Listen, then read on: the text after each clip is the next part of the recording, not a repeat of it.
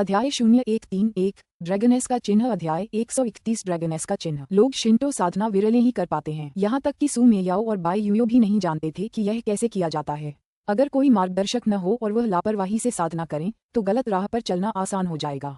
Long जुई को गिलहरी में रूपांतरित होते देख चेन जियांग को विश्वास हो गया कि उसने जो कहा वह सच था, क्योंकि ऐसा केवल अदृश्य और राज्यविहीन आत्मा से ही संभव हो सकता था।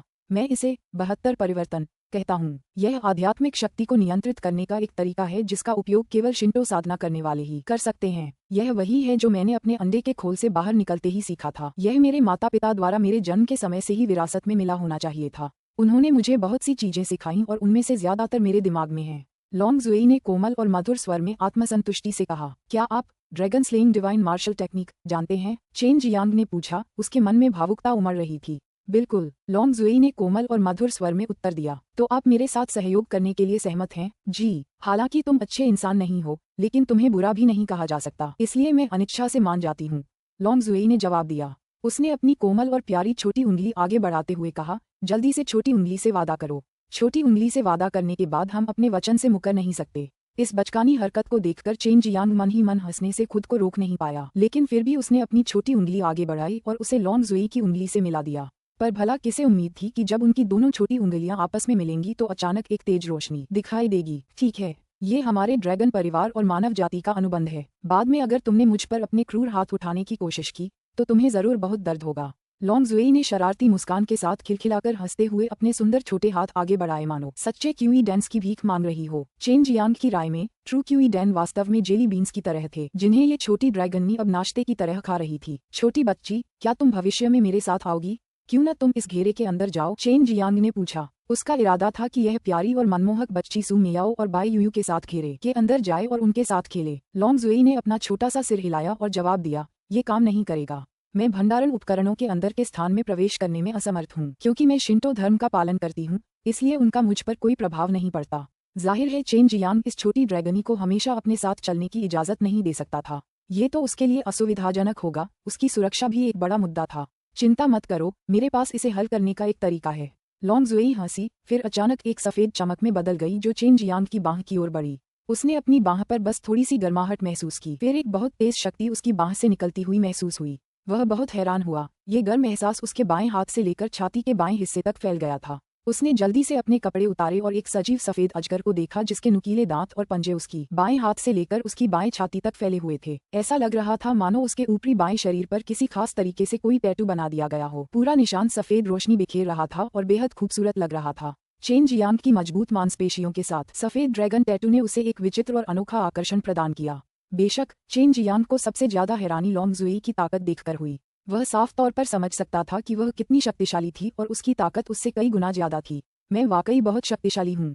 इस तरह मैं आपके पीछे चलते समय आपके रास्ते में नहीं आऊंगी, लॉन्ग जुई ने कोमल स्वर में कहा। हालांकि ऐसा लग रहा था कि सफेद ड्रैगन टैटू चेन जियांग से बात कर रहा है, फिर भी उसकी आवाज बहुत स्पष्ट रूप से सुनाई दे रही थी। जब आसपास दूसरे लोग हों तो कुछ मत बोलना, चेन जियांग ने समझाया। इस समय वह थोड़ा चिंतित था क्योंकि यह छोटी ड्रैगननी स्पष्ट रूप से थोड़ी शरारती और बहुत चालाक थी। मुझे पता है, मैं तुम्हारी तरह बेवकूफ नहीं हूँ मेरे इंसान भाई, लॉन्ग जुई ने शरारती मुस्कान के साथ जवाब दिया। इस बार उसने अपनी दिव्य बुद्धि का इस्तेमाल करके जवाब दिया। चेन जियांग ने एक धीमी हम्फ की आवाज निकाली, फिर सर पर दौड़ते हुए सीधे फ्रेग्रेंस सिटी की ओर बढ़ गया। कुछ ही देर बाद लॉन्ग जुई ने सू मियो और बाई यूयू से लगातार बातें करना शुरू कर दिया।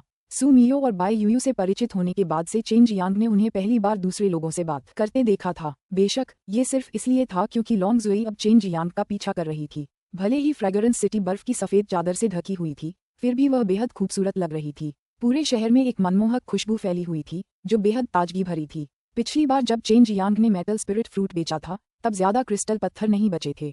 हालांकि बिल्डिंग फाउंडेशन डैम को परिष्कृत करने के लिए कुछ सामग्री बची थी, लेकिन उसे भविष्य में इस्तेमाल के लिए बीज के रूप में रोपना था।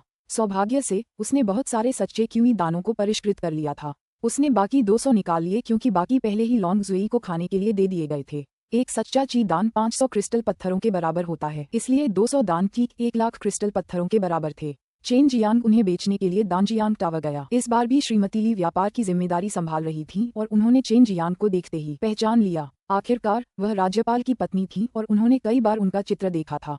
चेन जियांग फ्रेग्रेंस सिटी के आसपास के क्षेत्र में गायब हो गया था। जाहिर है यह मामला गवर्नर के लिए बहुत चिंता का विषय था, क्योंकि एक्सट्रीम मार्शल सेक्ट के डीन ने व्यक्तिगत रूप से उसे ढूंढा और चेन जियांग को खोजने में मदद करने का अनुरोध किया। श्रीमती ली, मैं एक बार फिर आया हूँ, इस बार 200 सच्चे क्यूई दान के साथ। चेन जियांग ने हल्की मुस्कान के साथ कहा। क्या आप चेन जियांग हैं, युवा गुरु चेन? श्रीमती ली ने पूछा। उनकी आंखों में स्पष्ट आश्चर्य था, क्योंकि अफवाह थी कि चेन जियांग की हत्या हो चुकी है। उन्होंने यह उम्मीद नहीं की थी कि वह अचानक उनके सामने प्रकट हो जाएंगे और बेचने के लिए 200 सच्चे ची दान भी निकाल लेंगे। फ्रेग्रेंस सिटी पहुंचते ही चेन जियांग सीधे डेंशियांग टावर की ओर दौड़ा। उसे ये पता नहीं चल पाया कि उसके एकांतवास के दौरान क्या हुआ था। अपनी उन्नत शक्ति और दिव्य ज्ञान के साथ वह अब श्रीमती ली की शक्ति को स्पष्ट रूप से परख सकता था। पता चला कि वह द्वितीय स्तर की एक सच्ची मार्शल दायरे की मार्शल कलाकार थीं। श्रीमती ली अभी भी इस बदमाश को पहचान सकती हैं। मैं वास्तव में सम्मानित महसूस कर रहा हूँ। चेन जियांग अपने दिल में थोड़ा हैरान था, लेकिन फिर भी मुस्कुराकर जवाब दिया। अब जबकि पशु मार्शल संप्रदाय ने आपके सिर पर 3 लाख का इनाम रखा है, आपको न पहचान पाना सचमुच मुश्किल है। आपको ढूंढने के लिए कई लोगों ने शहर और उसके बाहरी इलाकों की खाक छान मारी। श्रीमती ली ने आश्चर्य से कहा। चेन जियांग की भौहें सिकुड़ गईं। जो कोई भी क्रिस्टल स्टोन इनाम के लिए मेरा सिर लेना चाहता है, वह आकर कोशिश कर सकता है। चाहे कितने भी लोग मेरा सिर लेने आएं, वे सब मर जाएंगे। जब उसने ये कहा तो भारी मात्रा में स्लॉटर क्यूई निकली, जिससे श्रीमती ली भी कुछ कदम पीछे हट गईं। उनकी आंखें भय से भरी थीं। उन्हें उम्मीद नहीं थी कि इतनी कम उम्र में इतनी भारी और सघन स्लॉटर क्यूई उनके अंदर होगी। अगर वह कोई साधारण इंसान होती तो स्लॉटर क्यूई के इस स्तर के दबाव और उससे उत्पन्न भय से वे निश्चित रूप से बेहोश हो जाती। चेन जियांग की ताकत ने श्रीमती ली को कुछ हद तक संदेह में डाल दिया। वह चेन जियांग की शक्ति को स्पष्ट रूप से महसूस नहीं कर पा रही थी, लेकिन उन्हें लगा कि वह पहले से कहीं ज्यादा शक्तिशाली हो गया है। ये रहे 1 लाख क्रिस्टल पत्थर। ठीक है युवा गुरु, मैंने डीन से उस व्यक्ति के बारे में पहले ही पूछताछ कर ली है जिसका जिक्र आपने पिछली बार किया था। अगर आप उससे मिलना चाहते हैं तो आपको कुछ समय के लिए यहाँ रुकना होगा। आपके लिए यहाँ रुकना ज्यादा सुरक्षित होगा। डेंजियांग ताओयुआन और एक्सट्रीम मार्शल सेक्ट के बीच बहुत अच्छे संबंध हैं। इसके अलावा आपके डीन ने कहा है कि अगर आप यहाँ वापस आए तो मुझे आपको यहीं रखने की पूरी कोशिश करनी होगी। श्रीमती ली को होश आया और उन्होंने धीरे धीरे सब कुछ कह दिया। अब उन्हें आखिरकार चेन जियांग की अहमियत समझ आ गई और समझ आ गया कि एक्सट्रीम मार्शल सेक्ट के डीन भी उनसे मिलने क्यों आए थे। चेन जियांग ने सिर हिलाया और हंसते हुए बोला, तो फिर बहुत बहुत शुक्रिया। मैं कुछ जड़ी बूटियां खरीदने जा रहा हूँ। अगर हुआ यूयुन नाम की वो लड़की मुझे ढूंढने आए तो बेझिझक मुझे सीधे फोन कर देना। मुझे परेशान करने की चिंता मत करना। सफेद जेड डैन जड़ी बूटियों के 20 सेट, कुल लागत 40,000 क्रिस्टल पत्थर थी। ट्रू एलिमेंटल डैन जड़ी बूटियों के 20 सेट, कुल लागत 30,000 क्रिस्टल पत्थर थी। कुछ ही पलों में चेन जियांग ने अपने कुल क्रिस्टल पत्थरों में से आधे से ज्यादा खर्च कर दिए। हालांकि चेन जियांग को यकीन था कि वह 2 अलग अलग प्रकार के उच्च श्रेणी के स्पिरिट लेवल डैन को आसानी से परिष्कृत कर पाएगा। चेन जियांग को ये जानकर आश्चर्य हुआ कि उसे 20वीं मंजिल पर जगह दी गई थी। कहा जाता था कि इस मंजिल पर रहने वाले सभी लोग कुलीन पृष्ठभूमि के थे। हालांकि उनमें से सभी उत्कृष्ट कीमियागर नहीं थे, फिर भी वे कम से कम श्रीमती ली के स्तर के मार्शल कलाकार जरूर थे। इस व्यवहार से चेन जियांग को खुशी हुई और उसे सुकून भी मिला। कम से कम यहाँ सुरक्षा तो बहुत थी। TLN हाय दोस्तों, मैं मंगलवार तक थोड़ा व्यस्त हूँ, इसलिए अगर कोई अध्याय छूट गया हो या कोई बोनस अध्याय बाकी हो तो मैं उसे मंगलवार या बुधवार को जरूर पूरा कर दूंगा। आपके सहयोग के लिए धन्यवाद। अध्याय 0132 हुआ जियांग्यू। अध्याय 132 हुआ जियांग्यू। चेन जियांग द्वारा बिल्डिंग फाउंडेशन डैन। इस बहुमूल्य निम्न श्रेणी के गहन स्तर के डैन को सफलतापूर्वक परिष्कृत करने के बाद अब उसके लिए श्वेत जेड डैन और सच्चे तत्व डैन को परिष्कृत करना आसान और सहज हो गया। कुछ ही असफल प्रयासों के बाद वह बाद वाले को परिष्कृत करने में सफल रहा। इसमें भी केवल 3 दिन का समय लगा। सफेद जेड डैन 15, सच्चा एलिमेंटल डैन 20। जब भी वह सच्चा एलिमेंटल डैन बनाने के लिए जड़ी बूटियों का एक सेट परिष्कृत करता, छोटी लालची ड्रैगन लॉन्गजुई उनमें से आधी छीन लेती। हालांकि सिर्फ एक सेट जड़ी बूटियों से वह 4 सच्चे एलिमेंटल डैन परिष्कृत कर पाता था। चेन जियांग अपने निजी कमरे में बुरी तरह पसीना बहा रहा था, लेकिन इससे पहले कि उसकी नजर बिस्तर पर लेटी हुई उस मनमोहक सुंदरी पर पड़ती, उसे एक जानी पहचानी सी अनुभूति हुई। लड़की ने हल्के गुलाबी रंग का घूंघट ओढ़ रखा था, जिससे उसकी क्रिस्टल जैसी सफेद त्वचा और सुडौल शरीर ढका हुआ था। उसका शानदार और नेक स्वभाव उसकी पहले से ही मोहक खूबसूरती को और भी बढ़ा रहा था। चेन जियांग अपने सामने खड़ी परिपक्व, कोमल और मनमोहक सुंदरता की इस आकर्षक और मनमोहक आकृति को कभी नहीं भूल पाएगा। उसने तुरंत पहचान लिया कि यह मनमोहक, कुलीन और गरिमामयी लड़की हुआ यूयुन थी, जिससे उसकी मुलाकात सांसारिक दुनिया में हुई थी। यह मेरा बिस्तर है, जल्दी से उतर जाओ। चेन जियांग को समझ नहीं आ रहा था कि क्या कहे, इसलिए अनजाने में उसके मुंह से यह वाक्य निकल गया। उसके खूबसूरत चेहरे पर एक मीठी मुस्कान लिए उसकी प्यारी आंखों में दुख और एक खास तरह की नफरत भरी हुई थी। जैसे जैसे वह धीरे धीरे बिस्तर से उतर रही थी, वह धीरे से हंसी। मुझे पता है कि तुम्हें मुझे अपनी दासी न मानने का पछतावा हो रहा है। क्या तुम बहुत परेशान नहीं हो? चेन जियांग के मन में सचमुच कुछ अफसोस था, लेकिन उसके चेहरे पर इसका जरा भी आभास नहीं हुआ। उसने बेपरवाही से कहा, मैंने तुम्हें ढूंढ लिया है, अब मुझे अपना असली नाम बताओ। हुआ जियांगयुए, हुआ सियांगयू। सुंदरी ने एक सुगंधित रेशमी तौलिया निकाला और चेन जियांग के माथे से पसीना पोंछा। वह हल्के से हंसी, क्या मेरा नाम अच्छा नहीं लगता? TLN, हुआ सियांगयू, हुआ फूल, सियांग खुशबू, यू चांद, फूलों की सुगंध का चंद्रमा। तुम्हारा नाम तो अच्छा लगता है, और तुम बहुत खूबसूरत भी हो, तुम बहुत ताकतवर भी हो, आखिर तुम कौन हो? चेन जियांग ने अपना सिर हिलाया और आह भरते हुए साफ साफ अपना सवाल पूछा।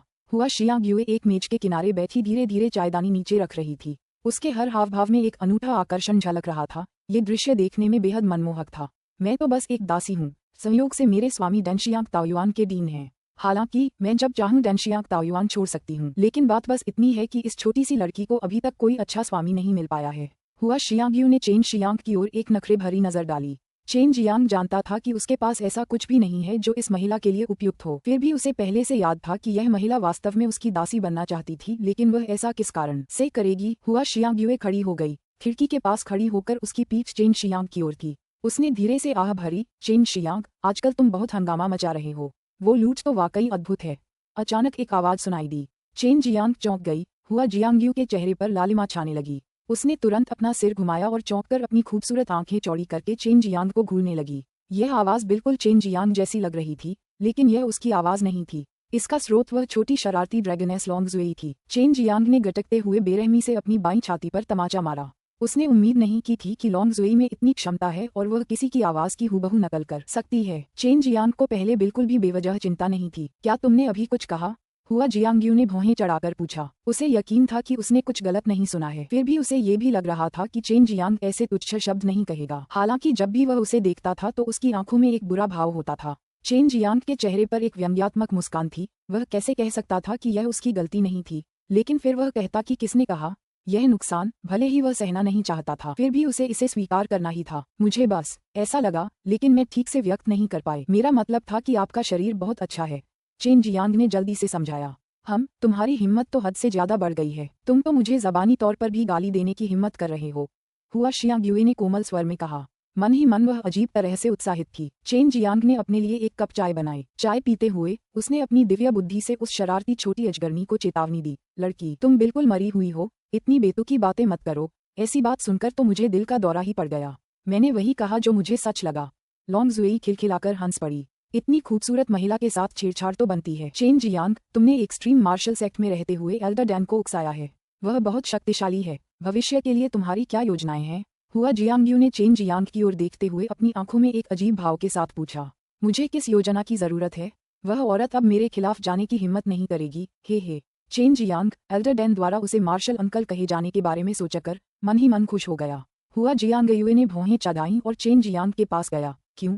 यह मेरा गोपनीय राज है, मैं तुम्हें नहीं बता सकता, चेन जियांग ने जवाब दिया। उसके चेहरे पर विजयी मुस्कान थी। बहन हुआ, क्या दानशियांग ताओयुआन में आपका कोई उच्च और शक्तिशाली अधिकार नहीं है? चेन जियांग उसकी लगातार पूछताछ से चिंतित हो गई और तुरंत विषय बदल दिया।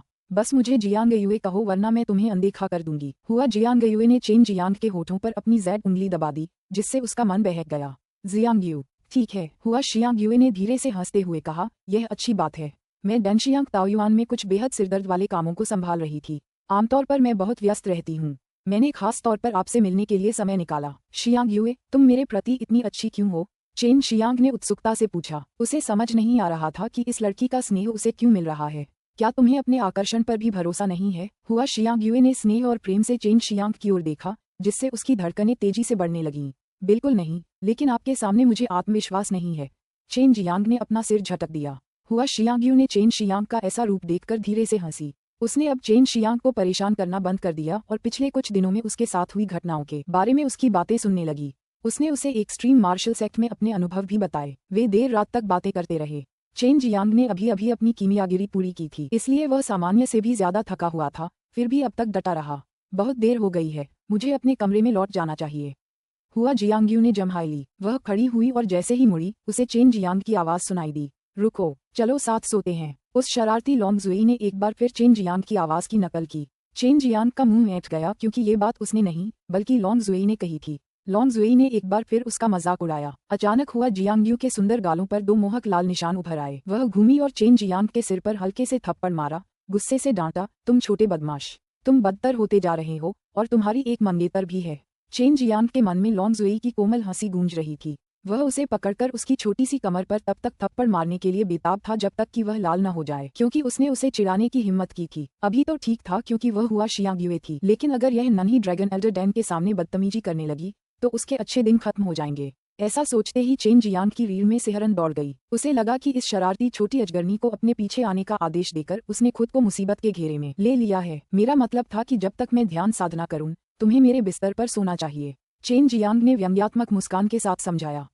कोई जरूरत नहीं, हुआ जियांगयू ने हल्के से खर्राटे लिए, लेकिन उसके दिल में वह बहुत खुश थी। ऐसा इसलिए क्योंकि पहले वह चेन जियांग को डेनशियांग ताओयुआन की ओर आकर्षित नहीं कर पाई थी, यहाँ तक कि उसने अपना शरीर बेचकर चेन जियांग को अपना सब कुछ दिखाने की इजाजत भी दे दी थी। फिर भी वह कामयाब नहीं हुई थी। लेकिन अब उसने देखा कि चेन जियांग अपने फैसले पर पछता रहा है और उसे बहुत चाहता है। वह मन ही मन खुश थी। हुआ शियांगयू को जाते हुए देखकर चेन जियांग को स्वाभाविक रूप से उसके मन की बात समझ नहीं आई। फिर उसने जल्दी से दरवाजा बंद किया, अपने कपड़े उतारे और अपने शरीर पर बेरहमी से सफेद ड्रैगन का टैटू बनाने लगा। ये दर्द होता है, ये दर्द होता है। लॉन्ग जुई की कोमल चीखें सुनने के बाद भी चेन जियांग अपनी छाती पर बने निशान को पीटता रहा।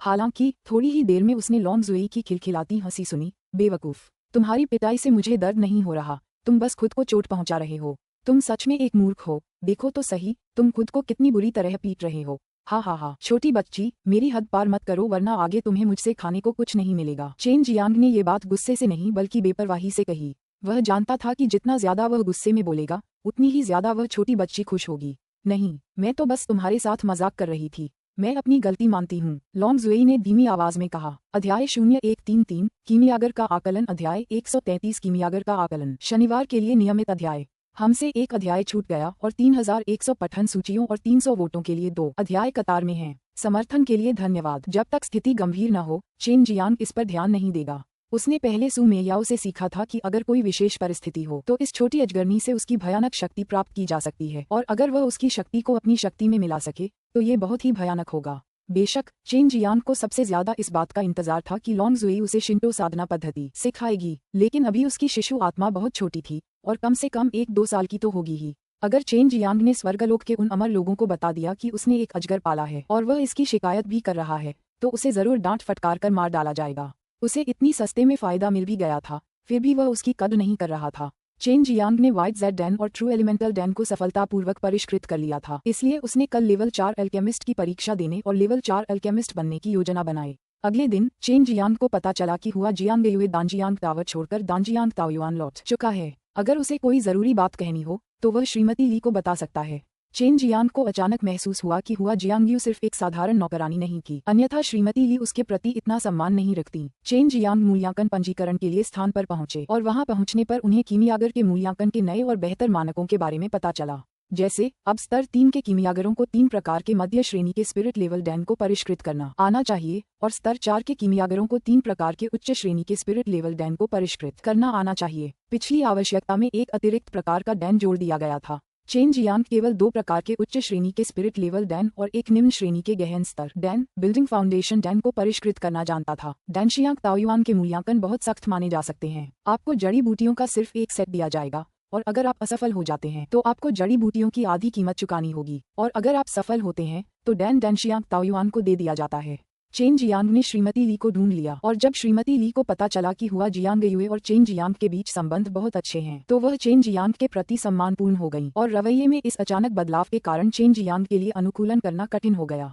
श्रीमती ली, मैं लेवल 4 अल्केमिस्ट के मूल्यांकन में भाग लेना चाहता हूँ, लेकिन मैं अभी केवल 2 उच्च श्रेणी के स्पिरिट लेवल डैन और एक निम्न श्रेणी के गहन लेवल डैन को परिष्कृत करना जानता हूँ। मुझे नहीं पता कि मैं भी नामांकन कर सकता हूँ या नहीं, चेन जियांग ने पूछा। क्या? श्रीमती ली को शक हुआ कि उनसे गलती हुई है और उन्होंने आश्चर्य से चेन जियांग की ओर देखा। चेन जियांग सिर्फ 20 साल का था और उन्हें ये जानकर आश्चर्य हुआ कि वह वास्तव में 2 उच्च श्रेणी के स्पिरिट लेवल डैन और एक निम्न श्रेणी के गहन स्तर के डैन को परिष्कृत कर सकता था। यह विश्वास करना बहुत मुश्किल था और उनका दिल तेजी से धड़क रहा था। उन्हें शक होने लगा कि चेन जियांग सच्चे मार्शल दायरे में है और उन्होंने ये भी अनुमान लगाया कि चेन जियांग जिस निम्न श्रेणी के गहन स्तर के डैन को जानता था वह बिल्डिंग फाउंडेशन डैन था। बिल्डिंग फाउंडेशन डैन और high grade spirit level Dan की मुश्किलें एक जैसी थीं और कई कीमियागर यह बात पहले से ही जानते थे। श्रीमती ली को ये भी पता था कि चेन जियांग ने बिल्डिंग फाउंडेशन डैन की अच्छी खासी मात्रा में सामग्री खरीद ली है। क्या ये ठीक है अगर मैं एक उच्च श्रेणी के स्पिरिट लेवल डैन को निम्न श्रेणी के प्रोफाउंड लेवल डैन से बदल दूं? वर्तमान में मेरे पास एक अलग प्रकार के उच्च श्रेणी के स्पिरिट लेवल डैन को परिष्कृत करने के लिए अधिक समय नहीं है। मुझे एक्सट्रीम मार्शल ग्रैंड टूर्नामेंट में भाग लेने के लिए एक्सट्रीम मार्शल सेक्ट में वापस लौटना होगा, चेन जियांग ने कहा। चेन जियांग ने कल रात ही हुआ शियांगयू से एक्सट्रीम मार्शल ग्रैंड टूर्नामेंट के बारे में सुना था और इसके शुरू होने में अभी 10 दिन से ज्यादा का समय था। एक्सट्रीम मार्शल ग्रैंड टूर्नामेंट कीमिया के साथ साथ मार्शल आर्ट की भी एक प्रतियोगिता थी। यह exchanging martial art grand tournament दशक में एक बार आयोजित होता था और यह एक्सट्रीम मार्शल संप्रदाय के सभी अनुयायियों के लिए एक बड़ी परीक्षा भी थी। हाँ, लेकिन हमारे पास अभी एजियो प्रोफाउंड फ्रूट जैसी सामग्री की कमी है। बाकी चीजों के लिए तो कोई समस्या नहीं है। हालांकि श्रीमती ली चौंक गईं, लेकिन उनके चेहरे के भाव में कोई बदलाव नहीं आया। मेरे पास नीला गहरा फल है। चेन जियांग के पास भी एक था और इसे मूल रूप से बीज के रूप में उपयोग करने के लिए छोड़ दिया गया था, लेकिन उसके पास अभी भी चरमदान राजा आंगन में नीला गहरा पेड़ था, इसलिए उसे इसका उपयोग करने के बारे में चिंता करने की आवश्यकता नहीं थी। यह अच्छा है। पूरी प्रक्रिया की निगरानी में और डेनशियांग टावर के 10 लेवल 4 कीमियागर करेंगे। क्या आप सहमत हैं? श्रीमती ली ने पूछा। चेन जियांग ने तुरंत सिर हिलाया और श्रीमती ली के साथ साइन अप करने चला गया। आखिरकार उसे मूल्यांकन के लिए अतिरिक्त दान मिल गया। चेन जियांग 10वीं मंजिल पर पहुंचा और यह मंजिल मूल्यांकन के लिए विशेष थी। चेन जियांग ने उन 10 लेवल 4 कीमियागरों को देखा और वे सभी बूढ़े थे, जिनके बाल थोड़े से सफेद और चमकदार थे और उनमें से प्रत्येक का बहुत सम्मान किया जाता था। श्रीमती ली उनका बहुत सम्मान करती थीं, क्योंकि वे 10 लेवल 4 कीमियागर सबसे प्रसिद्ध थे। इसके अलावा वे डेनशियांग ताओयुआन को बड़ी संख्या में डैन की आपूर्ति के लिए जिम्मेदार थे और वे सभी सच्चे मार्शल क्षेत्र से ऊपर थे। चेन जियांग ने उन्हें देखकर उन सभी को सम्मानपूर्वक सलाम किया। ये 10 बूढ़े आमतौर पर या तो दानों को परिष्कृत कर रहे होते थे या साधना कर रहे होते थे और वे शायद ही कभी बाहर आते थे। उन्हें बाहरी मामलों की कोई जानकारी नहीं थी और जब उन्हें पता चला कि उनके सामने यह नासमझ बदमाश चौथे स्तर के कीमियागर के मूल्यांकन के लिए आया है, तो सभी की आंखों में तिरस्कार का भाव आ गया। उन्हें उससे और भी ज्यादा घृणा तब हुई जब उन्हें पता चला कि चेन जियांग वास्तव में 2 उच्च श्रेणी के आत्मिक स्तर के दानों और एक निम्न श्रेणी के गहन स्तर के दानों को परिष्कृत करेगा। ये बुजुर्ग लोग कई सालों तक बिल्डिंग फाउंडेशन डैन को सफलतापूर्वक तैयार नहीं कर पाए। उनके पास सामग्री तो थी, लेकिन उसे इकट्ठा करने में काफी समय लगा। हम सब भी सफल नहीं हुए और यह बदमाश शुद्धिकरण करना चाहता है। इसे आकाश और पृथ्वी की विशालता का ज्ञान नहीं है और ये तो बस एक नीले गहरे फल की बर्बादी है। एक बूढ़े आदमी ने दूसरे आदमी से धीमी आवाज में कहा। उसकी आवाज में तिरस्कार भरा था। चेन जियांग ने जब सुना तो वह बस हंस पड़ा और कुछ नहीं बोला। उसने बिल्डिंग फाउंडेशन डैन को कई बार सफलतापूर्वक परिष्कृत किया था। मूल रूप से ये सभी बूढ़े लोग चेन जियांग के मूल्यांकन की निगरानी में अपना समय बर्बाद करने के लिए अनिच्छुक थे, लेकिन जब उन्होंने श्रीमती ली से सुना कि वह हुआ जियांगयू का दोस्त है, तो उनमें से प्रत्येक रुकने के लिए खुश थे, जिससे चेन जियांग को हुआ जियांगयू की स्थिति के बारे में और भी अधिक संदेह हो गया। हुआ जियांगयू ने कहा कि वह डीन की कई नौकरानियों में से एक थी, लेकिन उसकी पहचान एक बिंदु ऊपर थी। चेन जियांग ने शानदार फ्लेम ड्रैगन फनेस निकाली और उसे उन अधीर दिखने वाले बूढ़े लोगों को जांचने के लिए दे दिया। शानदार फ्लेम ड्रैगन फनेस देखने में तो बहुत सुंदर थी, लेकिन ये देखना बहुत मुश्किल था कि वह कहाँ असाधारण थी। चेन जियांग को कीमियागर के मूल्यांकन के नियम पहले से ही पता थे, जैसे कि चेन जियांग का स्तर 4 का परीक्षण। इसकी निगरानी 10 स्तर 4 के कीमियागरों द्वारा की जानी थी। बेशक उच्च श्रेणी के परीक्षण के लिए केवल 1 या 2 की ही आवश्यकता थी, क्योंकि उच्च श्रेणी के कीमियागर मिलना मुश्किल था। चेन जियांग ने एक डैन को परिष्कृत करना शुरू किया। वह सच्चे तत्व डैन को परिष्कृत कर रहा था और सभी जड़ी बूटियां डैन जियांग टावर द्वारा प्रदान की गई थी और उनकी गुणवत्ता अच्छी थी। चेन जियांग ने बहुत अच्छा प्रदर्शन किया और केवल आधे घंटे में उसने इसे सफलतापूर्वक परिष्कृत कर लिया। ठीक है, एक सच्चे एलिमेंटल डैन को परिष्कृत किया। चेन जियांग ने अपने चेहरे पर पसीना पोंछते हुए हल्की सांस छोड़ी। उन 10 बुजुर्गों ने एक दूसरे की तरफ देखा और उनके चेहरे पर यकीन नहीं होता वाली नजर थी। सिर्फ आधे घंटे में रिफाइन करना कैसे संभव था? कम से कम वे तो नहीं कर सकते थे, लेकिन श्रीमती ली आश्वस्त थीं, क्योंकि वे चेन जियांग के कारनामों से वाकिफ थीं और समझती थीं कि चेन जियांग के सारे काम जमीन हिला देने वाले हैं। वे खुद वहां गईं, ब्रिलियंट फ्लेम ड्रैगन फनेस का ढक्कन खोला और फिर 5 खूबसूरत नक्काशीदार चमचमाते सफेद डैन देखे। श्रीमती ली ने आश्चर्य से गहरी सांस ली और हालांकि वह कीमियागर नहीं थीं, उन्हें पता था कि आमतौर पर जड़ी बूटियों के एक सेट से केवल 4 सच्चे एलिमेंटल डैन ही परिष्कृत किए जा सकते हैं और ये 10 लेवल 4 कीमियागर जो उन्होंने ढूंढे, उनमें से ज्यादातर केवल 3 को ही परिष्कृत कर पाए। ये 10 बूढ़े लोग एक एक करके इकट्ठा हुए और उन 5 शुद्ध मौलिक दानों को प्रश्नवाचक दृष्टि से देखने लगे। उन्हें शक था कि चेन जियांग ने किसी तरह धोखा दिया है, लेकिन जब उन्होंने उन शुद्ध मौलिक दानों को अपने हाथों में लिया तो वे महसूस कर सके कि दान अभी भी गर्म था। साथ ही उसमें जड़ी बूटियों की भरपूर सुगंध भी थी, जो कि अभी अभी तैयार किए गए दान की विशिष्ट विशेषताएं थीं। उनके दुबले पतले और बूढ़े शरीर कांप उठे और वे सब चेन जियांग को बड़ी बड़ी आंखों से देखने लगे, मानो उन्होंने कोई राक्षस देख लिया हो। उनके लिए यह विश्वास करना बहुत मुश्किल था कि 20 साल का एक छोटा लड़का सचमुच ट्रू एलिमेंटल डैन बना सकता है, और वह भी एक ही जड़ी बूटी से 5 अध्याय 0134 स्तर -4 कीमियागर अध्याय 134 स्तर -4 कीमियागर रविवार नियमित अध्याय। तुम्हारा गुरु कौन है? एक बूढ़े आदमी ने गहरी सांस लेते हुए पूछा। उनकी आवाज में सचमुच बहुत सम्मान झलक रहा था और उन्होंने चेन जियांग को प्रशंसा भरी नजरों से देखा। इस समय उनमें से किसी की भी चेन जियांग को नीचा दिखाने की हिम्मत नहीं थी और साथ ही उन्हें अपने पिछले व्यवहार पर शर्म भी आ रही थी। मैं चरम मार्शल संप्रदाय के चरम दान राजा प्रांगण का शिष्य हूँ। मेरा कोई गुरु नहीं है, लेकिन समय समय पर एल्डर दान मेरा मार्गदर्शन करते हैं। चेन जियांग ने शांत भाव से उत्तर दिया। उसका उत्तर सुनकर उन 10 बूढ़े लोगों के पैर कांप उठे और वे भय से लगभग घुटनों के बल बैठ गए। एक्सट्रीम डैन किंग का प्रांगण। हालांकि उन्होंने इसे देखा नहीं था, फिर भी इसका नाम गर्जना की तरह गूंज रहा था। दरअसल यह एक्सट्रीम मार्शल सेक्ट के डैन किंग का निवास स्थान था और केवल एल्डर डैन द्वारा अधिकृत व्यक्ति ही इसमें प्रवेश कर सकता था। हालांकि एल्डर डैन रहस्यमयी थी, लेकिन रसायन विद्या में उनकी निपुणता चेनवू मुख्य भूमि में सर्वप्रसिद्ध थी। कई कीमियागरों का मानना था कि एल्डर डैन किंग बन गए हैं, लेकिन ऐसा नहीं था। वास्तव में वह बस एक कदम दूर थे। चेन जियांग एकमात्र अपवाद था जिसे एक्सट्रीम डैन किंग कोर्टयार्ड में प्रवेश करने की अनुमति थी। श्रीमती ली को पहले ही पता चल चुका था कि चेन जियांग ने तीसरे स्तर के रसायनज्ञ याओ हेशिंग को भी अपना शिष्य बना लिया है। चेनवू मुख्य भूमि में केवल 2 ही रसायन शास्त्री सबसे उत्कृष्ट थे। एक थे डैनशियांग ताओयुआन के डीन और दूसरे थे एक्सट्रीम मार्शल सेक्ट के एल्डर डैन, और वे दोनों ही सबसे रहस्यमय भी थे। चेन जियांग को एल्डर डैन के मार्गदर्शन का समर्थन प्राप्त था और यह स्पष्ट रूप से देखा जा सकता था कि चेन जियांग दूसरों से बेहतर होना चाहिए, अन्यथा वह एल्डर डैन का पक्ष नहीं लेगा। चेन जियांग ने सफेद ज़ैड डैन को और भी तेजी से परिष्कृत किया और बहुत सारा शोधन भी किया। इससे उन बूढ़ों को एक बार फिर दिल का दौरा पड़ गया। उन्हें बहुत शर्मिंदगी महसूस हुई और वे अपना सिर भी नहीं उठा पा रहे थे क्योंकि उन्होंने पहले चेन जियांग को नीचा देखा था। चेन जियांग ने एक पल के लिए आराम किया और फिर बिल्डिंग फाउंडेशन डैन को परिष्कृत करना शुरू कर दिया। चेन जियांग को जड़ी बूटियों को तेजी से संसाधित करते देख 10 स्तर 4 के कीमियागरों की आंखें झपकाने की हिम्मत नहीं हुई। जिस सहजता और तेजी से उसने उन जड़ी बूटियों को व्यवस्थित किया, उससे उनके दिलों में एक अजीब सी हलचल मच गई। वे देख सकते थे कि चेन जियांग ने कई बार कम से कम उनसे ज्यादा शोधन किया था, वरना वह जड़ी बूटियों को इतनी समान रूप से वितरित नहीं कर पाता। अब तक जब उन बुजुर्गों ने चेन जियांग को देखा तो उनके हाव भाव ऐसे थे मानो किसी महागुरु को देख रहे हों। आखिरकार वह बिल्डिंग फाउंडेशन डैन था, और रिफाइनिंग की तो बात ही छोड़िए, वह तो बहुत कम देखने को मिलती थी क्योंकि बिल्डिंग फाउंडेशन डैन का सामान बहुत कम था। वे ये जानने के लिए बहुत उत्सुक थे कि चेन जियांग को इतने सारे एजियो प्रोफाउंड फ्रूट्स कैसे मिले, और कुछ तो चेन जियांग को उनमें से कुछ उन्हें बेचने के लिए मजबूर करने के बारे में भी सोच रहे थे। जड़ी बूटियों के तैयार होने के बाद चेन जियांग ने उसी तत्परता और तेजी से उन्हें फिर से कीमिया भट्टी में डालना शुरू किया और फिर उन्हें व्यवस्थित ढंग से कीमिया भट्टी में डाल दिया। उन सभी बुजुर्गों ने पूरी प्रक्रिया को अपने मन में अंकित कर लिया। चेन जियांग ने अपनी आंखें बंद कर लीं, दोनों हाथ ब्रिलियंट फ्लेम ड्रैगन फनेस के बना डिजाइन के दोनों ओर रखे और आग की लपटें डालना शुरू कर दिया। फिर अपनी दिव्य इंद्रिय का उपयोग करते हुए उसने ब्रिलियंट फ्लेम ड्रैगन फनेस के आंतरिक परिवर्तनों को देखा। जैसे जैसे लपटें भट्टी में जड़ी बूटियों को भस्म करने लगीं, इस तरह वे बूढ़े लोग उस प्रचंड ज्वाला ड्रैगन भट्टी को घूरते रहे। तापमान में सूक्ष्म बदलावों के अलावा वे और कुछ भी महसूस नहीं कर पा रहे थे।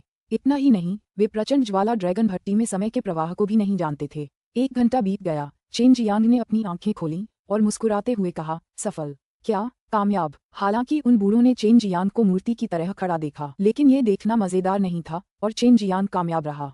क्या उसने सचमुच बिल्डिंग फाउंडेशन डैन को निखारा? सिर्फ 1 घंटे में उसने उसे निखार दिया था और चेन जियांग ऐसा लग रहा था मानो वह कोई पकौड़ी बना रहा हो, सरल और आसान। श्रीमती ली की भौहें भी सिकुड़ गईं। उन्होंने संशय से जाकर कीमिया भट्टी का ढक्कन खोला। अचानक उनकी चीख निकल गई क्योंकि उन्होंने 2 बिल्डिंग फाउंडेशन डैन देखे। उसने वास्तव में 2 बिल्डिंग फाउंडेशन डैन को परिष्कृत किया था। श्रीमती ली ने कहा, आमतौर पर अगर कोई एक बिल्डिंग फाउंडेशन डैन को परिष्कृत कर पाता तो अच्छा होता, लेकिन चेन जियांग ने तो 2 को परिष्कृत कर लिया था। यह वाकई डरावना था। हालांकि श्रीमती ली ने अपनी साधना में अच्छी सफलता हासिल की थी, फिर भी वह सदमे से खुद को नहीं भूल पा रही थी। वे 10 बूढ़े लोग तो और भी ज्यादा हैरान थे। उनके मुंह खुले रह गए थे। सदमे से उनके दांत लगभग टूटकर गिर पड़े थे। ये बिल्डिंग की नींव है डैन? एक बूढ़ा आदमी हकलाया। हाँ, ये बिल्डिंग फाउंडेशन डैन है। यह वैसा ही है जैसा वर्णित किया गया है। इसमें 1000 शिरा वाले फल जैसी नसें हैं, धातु आत्मा फल और नीला गहरा फल जैसी सुनहरी और नीली। एक अन्य वृद्ध व्यक्ति ने आश्चर्य से कहा। वे अपनी भावनाओं को शब्दों में बयां नहीं कर सकते थे। वे चेन जियांग को ईर्ष्या और जलन से देख रहे थे। उनकी आंखों में श्रद्धा का भाव था। अगर चेन जियांग उन्हें अपना शिष्य बनाना चाहता तो शायद वे तुरंत घुटने टेक देते। चेन जियांग अब पहले से ही लेवल 4 का अल्केमिस्ट था, फिर भी वह उनसे बेहतर था क्योंकि chain Jiang building foundation Dan को परिष्कृत करने में सक्षम था। भवन की नींव को परिष्कृत करना दान न केवल ये दर्शाता है कि दिव्य भावना ने एक निश्चित स्तर प्राप्त कर लिया है, बल्कि यह भी दर्शाता है कि उनकी सच्ची क्यूई एक उच्च स्तर तक पहुंच गई है। वे 10 बूढ़े लोग और श्रीमती ली आश्चर्यचकित हुए बिना नहीं रह सके। अगर चेन जियांग अब सच्चे मार्शल क्षेत्र में था तो ये बस असामान्य होगा। चेन जियांग को एक जेड कार्ड मिला, उस पर 4 सुनहरी धारियां थीं और उसके पीछे उसके नाम के अलावा रक्त और दिव्य ज्ञान से उकेरे गए 10 हस्ताक्षर भी थे। ये उन लोगों के हस्ताक्षर थे जो चेन जियांग के मूल्यांकन की निगरानी कर रहे थे। चेन जियांग ने 2 बिल्डिंग फाउंडेशन डैन को परिष्कृत किया था, लेकिन उसे केवल एक ही मिला। लेकिन श्रीमती ली को अब भी उस पर थोड़ा तरस आ रहा था, इसलिए उन्होंने चेन जियांग को 1 लाख क्रिस्टल पत्थर देने का फैसला किया। अगर चेन जियांग के पास नीला गहरा फल नहीं होता तो वे बिल्डिंग फाउंडेशन डैम के परिष्करण को कभी नहीं देख पाते। चेन जियांग, क्या मैं तुम्हारे साथ कुछ ट्रू मार्शल रियल मेस्कॉट्स को एक्सट्रीम मार्शल सेक्ट भेज दूं? रास्ते में खतरा हो सकता है, श्रीमती ली ने कहा। श्रीमती ली, आपके दयालु विचारों के लिए धन्यवाद, लेकिन इसकी जरूरत नहीं है। चेन जियांग हल्के से मुस्कुराया। गु डोंगचेन के पिछले बयान के कारण अगर चेन जियांग से ज्यादा ताकतवर कोई भी उसे पकड़ने की कोशिश करता तो एक्सट्रीम मार्शल सेक्ट का एल्डर कोर्टयार्ड कार्रवाई कर देता और कोई भी यह जोखिम उठाने की हिम्मत नहीं करता। यहाँ तक कि निर्वाण क्षेत्र के मार्शल कलाकार भी ऐसा करने की हिम्मत नहीं करते। चेन जियांग ने खुशबूदार शहर छोड़ दिया, वर्मिलियन बर्ड फायर विंग्स छोड़े और एक्सट्रीम मार्शल प्रांत की ओर उड़ चला। चेन जियांग की सुरक्षा सुनिश्चित करने के लिए श्रीमती ली और उन 10 लेवल 4 कीमियागरों ने चेन जियांग के बारे में कोई बात नहीं फैलाई और उन्होंने चेन जियांग के बारे में गोपनीयता भी बनाए रखी। इस समय चरम मार्शल संप्रदाय का कोई भी शिष्य जो बाहर था या किसी दूर स्थान पर नियुक्त था, वह चरम मार्शल संप्रदाय में वापस आ चुका था ताकि दशक में एक बार आयोजित होने वाले चरम मार्शल महाकुंभ में भाग ले सके। ये समय अपनी शक्ति में कितनी वृद्धि हुई है ये दर्शाने का था और साथ ही चरम मार्शल संप्रदाय की नई पीढ़ी के सबसे उत्कृष्ट शिष्य के जन्म का साक्षी बनने का भी। हवा में उड़ते समय चेन जियांग बहुत ही सहज और तनाव मुक्त था। यही ट्रूची विंग्स का लाभ था। भाई चेन, मुझे वह बिल्डिंग फाउंडेशन डैन दे दो, कोशिश करने के लिए, लॉन्ग जुई ने कोमलता से कहा। चेन जियांग के फ्रेग्रेंस सिटी से चले जाने के बाद लॉन्ग जुई ने कभी भी पूछना बंद नहीं किया। सभी प्रकार के प्यारे और मीठे शब्दों का उपयोग करते हुए उसने चेन जियांग को बिल्डिंग फाउंडेशन डैन देने के लिए धोखा देने की कोशिश की। नहीं, मुझे भी इसकी जरूरत है। मेरे द्वारा जड़ी बूटियां इकट्ठा करने का इंतजार करो, फिर मैं उन्हें तुम्हारे लिए परिष्कृत कर दूंगा। चेन जियांग ने साफ मना कर दिया। बस मुझे थोड़ा सा चखने दो, मैं बस चाटूंगी। लॉन्ग जुई ने एक बार फिर दयनीय स्वर में बुदबुदाया। उसकी आवाज बहुत प्यारी थी, लेकिन चेन जियांग ने फिर भी उसे मना कर दिया। अगर वो उसे मुंह में ले भी लेती तो वो कुत्ते को मीट रोटी से मारने जैसा होता जो कभी वापस नहीं आता। TLN रो बाउ जीदा गो hit a dog with a meat bun using the wrong method to approach a problem. इस छोटी लालची ड्रैगन को पालना इतना आसान नहीं था। इसके अलावा उसे डैन खाना बहुत पसंद था। जितना बढ़िया डैन होता था उतना ही उसे खाना पसंद होता था। ये देखकर चेन जियांग का दिल दुखता था। हवा में ऊपर उड़ते हुए चेन जियांग को अचानक नीचे से एक आवाज सुनाई दी। जब उसने नीचे देखा तो उसने देखा कि लोगों का एक समूह एक सफेद वस्त्रधारी लड़की को घेरे हुए था। इस समय वह पहले से ही डैनशियांग ताओयुआन और एक्सट्रीम मार्शल प्रांत की सीमा पर था, जो एक बहुत ही अराजक क्षेत्र भी था। वू कियान, वह यहाँ कैसे हो सकती है? चेन जियांग तुरंत नीचे की ओर कूद गया। वू कियान मूल रूप से एक घमंडी लड़की थी, लेकिन चेन जियांग के साथ लड़ाई के बाद उसे अपनी गलतियों का एहसास हुआ और उसने एक नया रूप लिया, जिसके कारण चेन जियांग पर उसकी छाप बेहतर हो गई। किसी व्यक्ति से गलती होना सामान्य बात है, लेकिन यदि कोई व्यक्ति अपनी गलतियों और सनक को समझने में असमर्थ है तो अंततः वह व्यक्ति अपनी ही गलतियों के कारण बर्बाद हो जाएगा। अध्याय 0135 नीला तारा अग्नि आत्मा। अध्याय 135 नीला तारा अग्नि आत्मा। TLN जैसा कि किसी ने पिछले अध्याय में बताया था कि वे भूल गए थे कि वू कियान कौन थी। वू कियान पहली बार अध्याय 112 में दिखाई दी थी। वह एक्सट्रीम मार्शल सेक्ट में सबसे सुंदर महिला शिष्या है। मुझे उम्मीद है कि इससे कुछ संदेह दूर हो जाएगा। वू कियान की बाहें खून से लथपथ थीं और तलवार के वार से उसके खूबसूरत गाल खून से रंग गए थे। उसके हाथों में मौजूद लेवल 3 का आत्मिक हथियार पहले ही 2 टुकड़ों में कट चुका था। वह लगभग 20 आदमियों से घिरी हुई थी, लेकिन उसके चेहरे पर दृढ़ निश्चय था। साफ जाहिर था कि वह पीछे हटने वाली नहीं थी। मौत के सामने होने के बावजूद वह शांत दिख रही थी। उसे पता था कि उसकी स्थिति पहले से ही निराशाजनक है। लड़की, आज्ञाकारी होकर हमें खजाना दे दो, हम तुम्हारी जान बख्श देंगे, एक सुंदर आदमी ने ठंडे स्वर में कहा। हालांकि वू कियान सुंदर थी, फिर भी उसे वू कियान के हाथ में जो चीज थी उसकी कमोबेश चिंता थी। मृत्यु में भी तुम्हें यह नहीं मिलेगा। अचानक वू कियान के हाथ में एक नीले रंग का मोती प्रकट हुआ। उसने अपना मुंह खोला और झट से उस मोती को निगल लिया। कुतिया, तुम्हारी हिम्मत कैसे हुई इस खजाने को खाने की? वह सुंदर आदमी गुस्से से दहाड़ा और दौड़कर आया। वू कियान ने नीला मन का निगलते ही अपने पूरे शरीर में एक असहनीय दर्द महसूस किया, लेकिन उसने दांत बींचकर दर्द सहा। लेकिन नतीजा ये हुआ कि अब उसकी सारी शक्ति खत्म हो गई थी। जैसे ही उस खूबसूरत आदमी की तलवार उसे छुरा घोंपने वाली थी, समूह में एक भीषण गर्मी फैल गई। आसमान से आग का एक गोला गिरा, जो उस खूबसूरत आदमी के शरीर पर जोर से टूटा, जिससे उसकी चीखें खून जमा देने वाली हो गईं। वू कियान ने केवल एक लंबी छाया को अपने सामने आते देखा, और इस लंबी छाया के पीछे विशाल पंखों की एक जोड़ी थी जो पूरी तरह से आग की लपटों से बनी थी। Chain Jiang. वू कियान को याद आया कि चेन जियांग के भी बड़े बड़े अग्निपंख थे, बिल्कुल उसके सामने वाले पंखों जैसे। उसे पता नहीं क्यों, लेकिन जब उसने चेन जियांग को अपने सामने आते देखा तो वू कियान को लगा कि अब वह सुरक्षित है। वह छुरा घोंपने वाले दर्द को सहते हुए जमीन पर गिर पड़ी और उसने संघर्ष करते हुए कहा, मुझे बचाने के लिए शुक्रिया। चेन जियांग के विशाल अग्निपंख पहले से ही बहुत प्रसिद्ध थे और उसे आश्चर्य हुआ कि वू कियान के हमलावरों ने वास्तव में उसे पहचान लिया। हाँ, तो यह चेन जियांग है जिसके पास 3 लाख क्रिस्टल पत्थरों का इनाम है। एक आदमी हंसा और बोला। हालांकि उसकी हंसी तुरंत गायब हो गई क्योंकि उसने देखा कि चेन जियांग उस खूबसूरत आदमी के सिर पर पैर रख रहा था और वह पहले से ही जमीन में गड़ा हुआ था। चेन जियांग ने असल में उस खूबसूरत आदमी को कुचलकर मार डाला था। वे सच्चे मार्शल संप्रदाय के अनुयायी हैं। मुझे गलती से एक गोला मिल गया था, लेकिन जब उन्होंने उसे देखा तो वे मुझे लूटना चाहते थे। वे पिछले 10 दिनों से मेरा पीछा कर रहे थे। वू कियान ने दांत पीसते हुए कहा। इस समय उसे अकल्पनीय पीड़ा हो रही थी। चेन जियांग ने ठंडे लहजे में कहा, सच्चे मार्शल संप्रदाय के शिष्यों, तुम वाकई बहुत अच्छे हो। तुम मेरे चरम मार्शल संप्रदाय के शिष्य को खुलेआम धमकाने की हिम्मत करते हो। चेन जियांग, क्या तुम भी ट्रू मार्शल सेक्ट की वांछित सूची में अपना नाम दर्ज करवाना चाहते हो? उस व्यक्ति ने उदास स्वर में कहा। सबका मेरे पास आने का स्वागत है। चेन जियांग जोर से चिल्लाया। उसके मुंह से एक अदृश्य ट्रू क्यूई निकली जो उस आदमी के शरीर पर लगी। जल्द ही उस आदमी के मुंह से खून की एक बूंद निकली और उसके शरीर के अंदर एक विस्फोट हुआ और हड्डियों के टूटने की आवाज आई। पलक झपकते ही उसकी मौत हो गई। सच्चे मार्शल संप्रदाय के वे शिष्य चकित थे, उनके चेहरे सदमे से भर गए थे। सिर्फ बोलने से ही चेन जियांग उनमें से किसी एक को तुरंत मार सकता था। आखिर चेन जियांग कितना शक्तिशाली था। वापस जाओ और लियाओ शाओयुन से कहो कि वह जल्दी न मरे, मैं उसे अपने हाथों से मार डालूंगा। चेन जियांग ने रौबदार अंदाज में कहा। एक अदृश्य दबाव ने अचानक उन सच्चे मार्शल संप्रदाय के शिष्यों को घेर लिया, जिससे वे सभी घुटनों के बल बैठ गए और खून की उल्टी करने लगे। उनके चेहरे दर्द से विकृत हो गए, कुछ तो बेहोश भी हो गए। हुंफ। चेन जियांग ने ठंडी सांस ली। जल्द ही उन सभी शिष्यों ने एक साथ मुंह भर खून उगल दिया और फिर वह अदृश्य दबाव तुरंत गायब हो गया। दरअसल चेन जियांग उन्हें मारना नहीं चाहता था, वरना वे सब बहुत पहले ही मर चुके होते। इस समय चेन जियांग पहले से ही सच्चे मार्शल क्षेत्र के पहले स्तर पर था। नश्वर मार्शल क्षेत्र के मार्शल कलाकार उसके सामने चींटियों की तरह थे। जब तक वह चाहता, पलक झपकते ही उन्हें धुएं के गुबार में बदल सकता था। चेन जियांग के पीछे खड़ी वू कियान ने सब कुछ साफ साफ देख लिया था। चेन जियांग की ताकत देखकर उसे भी बहुत आश्चर्य हुआ। हालांकि उसने चेन जियांग को पहली बार ऐसा करते नहीं देखा था। उसे सुरक्षित वापस लौटते देखकर उसने मन ही मन राहत की सांस ली। उसे चेन जियांग की चिंता थी। चेन जियांग ने मुड़कर वू कियान को गले लगाया और फिर अपने सिंदूरी पक्षी अग्निपंख छोड़ दिए। पलक झपकते ही दोनों उड़ गए। सच्चे मार्शल संप्रदाय के उन सभी शिष्यों ने राहत की सांस ली। अभी कुछ क्षण पहले उन्हें लगा था कि उनकी मृत्यु निकट है। भले ही वे मन ही मन चेन जियांग से घृणा करते हों, लेकिन वे चेन जियांग की शक्ति की प्रशंसा करने से खुद को नहीं रोक पाए।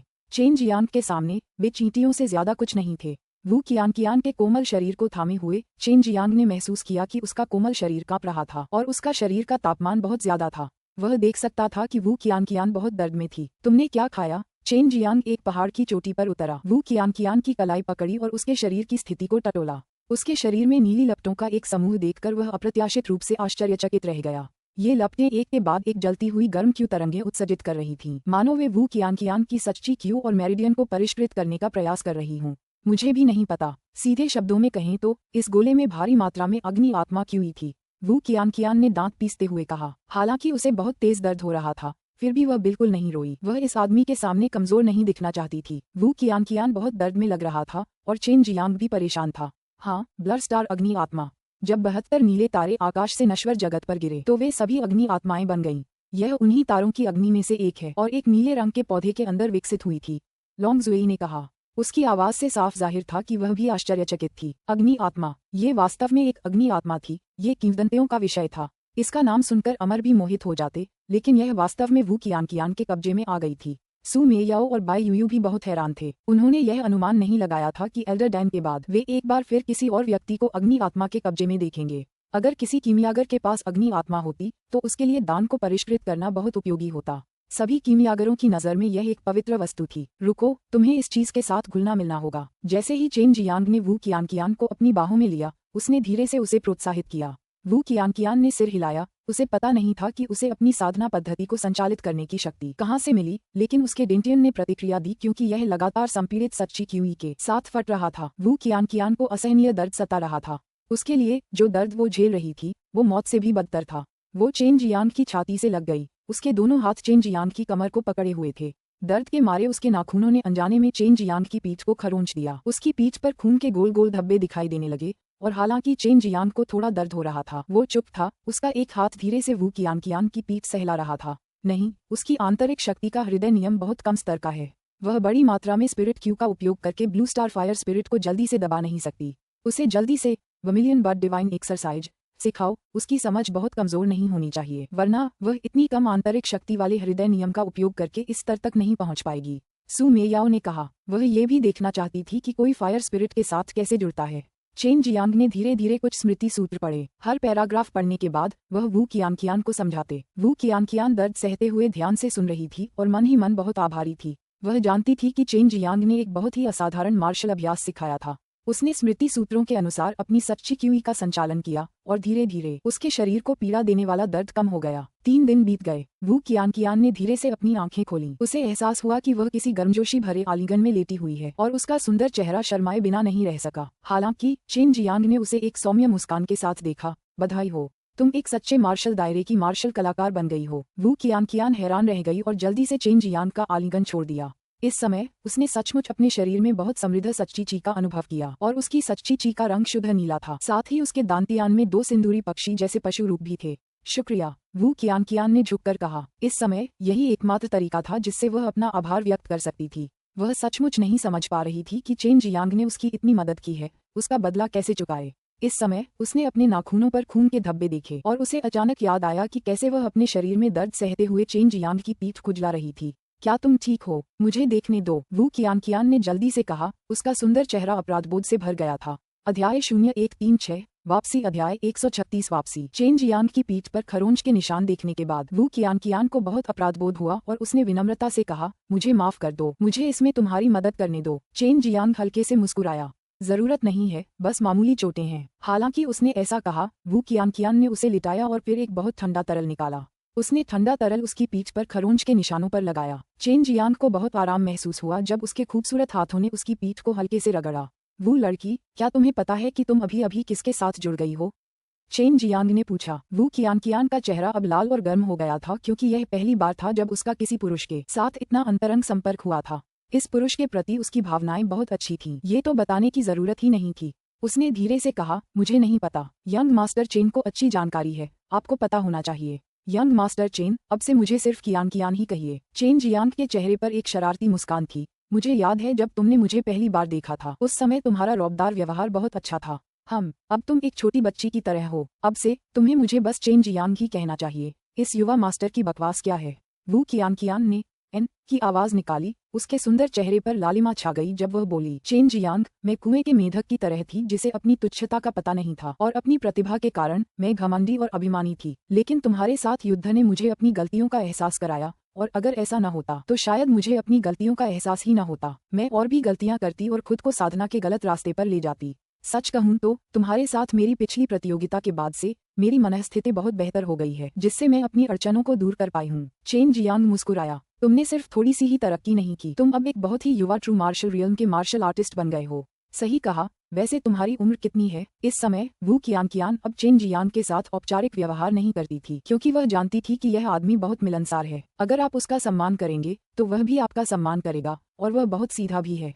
उसने जीभ बाहर निकाली, खिलखिलाकर हंसी और बोली, क्या तुम्हें नहीं पता कि किसी लड़की की उम्र पूछना असभ्य होता है? लेकिन मैं तुम्हें बता सकती हूँ, इस साल मैं 28 साल की हो जाऊंगी। हा, बड़ी बहन, चेन जियांग ने हंसते हुए कहा। चेन जियांग बिल्कुल मना नहीं करेगा अगर वह एक सुंदरी के साथ रह सके। चरम मार्शल संप्रदाय की सबसे सुंदर लड़की का तो जिक्र ही न करें। चेन जियांग से लड़ाई के बाद से वू कियान का आत्मविश्वास कम हो गया था, लेकिन अब जब वह सच्चे मार्शल क्षेत्र में प्रवेश कर चुकी थी तो उसका आत्मविश्वास एक बार फिर चरम पर पहुंच गया था। हालांकि अब वह घमंडी और अहंकारी नहीं रही, बल्कि अब वह और भी सुंदर, परिपक्व और बेहतर स्वभाव की हो गई थी। चेन जियांग, क्या तुम्हें पता है कि मैं अभी किससे जुड़ गई हूँ?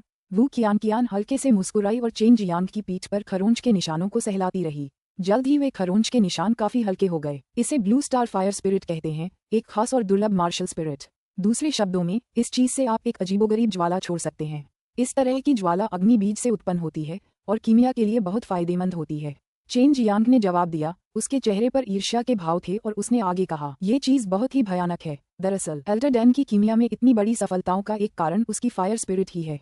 वू कियान ने भी मार्शल स्पिरिट्स के बारे में सुना था, लेकिन अग्नि आत्मा के बारे में उसने पहली बार सुना था। जब उसे पता चला कि उसे इतना दुर्लभ खजाना मिला है तो वह मन ही मन बहुत खुश हुई। बेशक वह जानती थी कि अगर चेन जियांग यहाँ नहीं होता तो शायद वह ब्लू स्टार अग्नि आत्मा द्वारा पहले ही नष्ट कर दी गई होती। चेन जियांग, मैं भी डैंस को परिष्कृत कर सकती हूँ। मैं अभी फ्रेग्रेंस सिटी से लौटी हूँ और अब आधिकारिक तौर पर लेवल 2 कीमियागर हूँ। उम्मीद है कि तुम मुझे 1-2 सुझाव दे सकोगे। वू कियान ने अपने दिल की उत्तेजना को शांत किया और एक आकर्षक मुस्कान बिखेरी। चेन जियांग मुस्कुराया और अपना सिर हिलाया। मैं निश्चित रूप से करूंगा। जब मैं तुमसे पहली बार मिला था तब की तुलना में तुम और भी अधिक सुंदर हो। कभी कभी असली सुंदरता एक सुंदर चेहरे पर निर्भर नहीं करती है, कभी कभी ये सब इस बात पर निर्भर करता है कि दिल कितना सुंदर है। वू कियान शर्मा गई, अपना सिर नीचे किया और फुसफुसाया, आपके मार्गदर्शन के लिए धन्यवाद। चेन जियांग की पीठ पर खरोंच के निशान पहले ही गायब हो चुके थे। वह जानता था कि यह वू कियान द्वारा स्वयं तैयार की गई औषधि के कारण हुआ था। इसका असर वाकई बहुत अच्छा था। ओह, चरम मार्शल ग्रैंड टूर्नामेंट 8 दिनों में शुरू हो रहा है। हमारे पास पर्याप्त समय नहीं है। वू कियान ने अचानक कहा। तुम ऐसी चीज से क्यों डरोगे?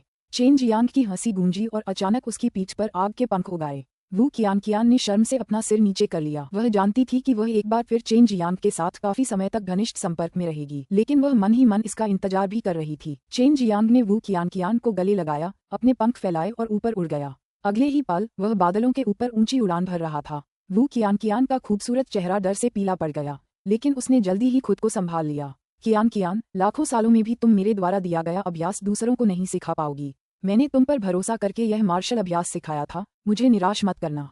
चेन जियांग ने गंभीर भाव से कहा। हाँ, मैं वादा करती हूँ, मैं ये बात किसी को नहीं बताऊंगी। वू कियान ने अपना सिर हिलाया और फिर चेन जियांग की मजबूत कमर को कसकर अपनी बाहों में जकड़ लिया। चेन जियांग ने भी एक हाथ से उसकी कोमल और खूबसूरत कमर को थाम लिया। दोनों की हरकतें बहुत अस्पष्ट थीं। चेन जियांग और वू कियान को तियानमेन शहर पहुंचने में सिर्फ 3 दिन लगे। वहां काफी चहल पहल थी। इन 3 दिनों में वू कियान चेन जियांग को गले लगा रही थी। जैसे ही वह उड़ रहा था, उस एहसास को याद करते हुए उसके दिल में एक गर्माहट सी दौड़ गई। उसे लगा कि यह बहुत रोमांटिक है। कियान, तुम्हारा कोई गुरु नहीं है ना? मैं तुम्हें एल्डर डैन से मिलवाता हूँ, लगता है उन्हें कोई प्रशिक्षु नहीं मिल रहा है। चेन जियांग ने खुशी से कहा। ये सुनकर वू कियान थोड़ा हैरान हुआ, क्योंकि अफवाहों के मुताबिक एल्डर डैन चेन जियांग को मारने के लिए बेताब था, लेकिन जाहिर तौर पर ऐसा लग रहा था कि चेन जियांग और एल्डर डैन के रिश्ते काफी अच्छे थे। पिछले कुछ दिनों में चेन जियांग ने वू कियान के बारे में भी बहुत कुछ सीखा था।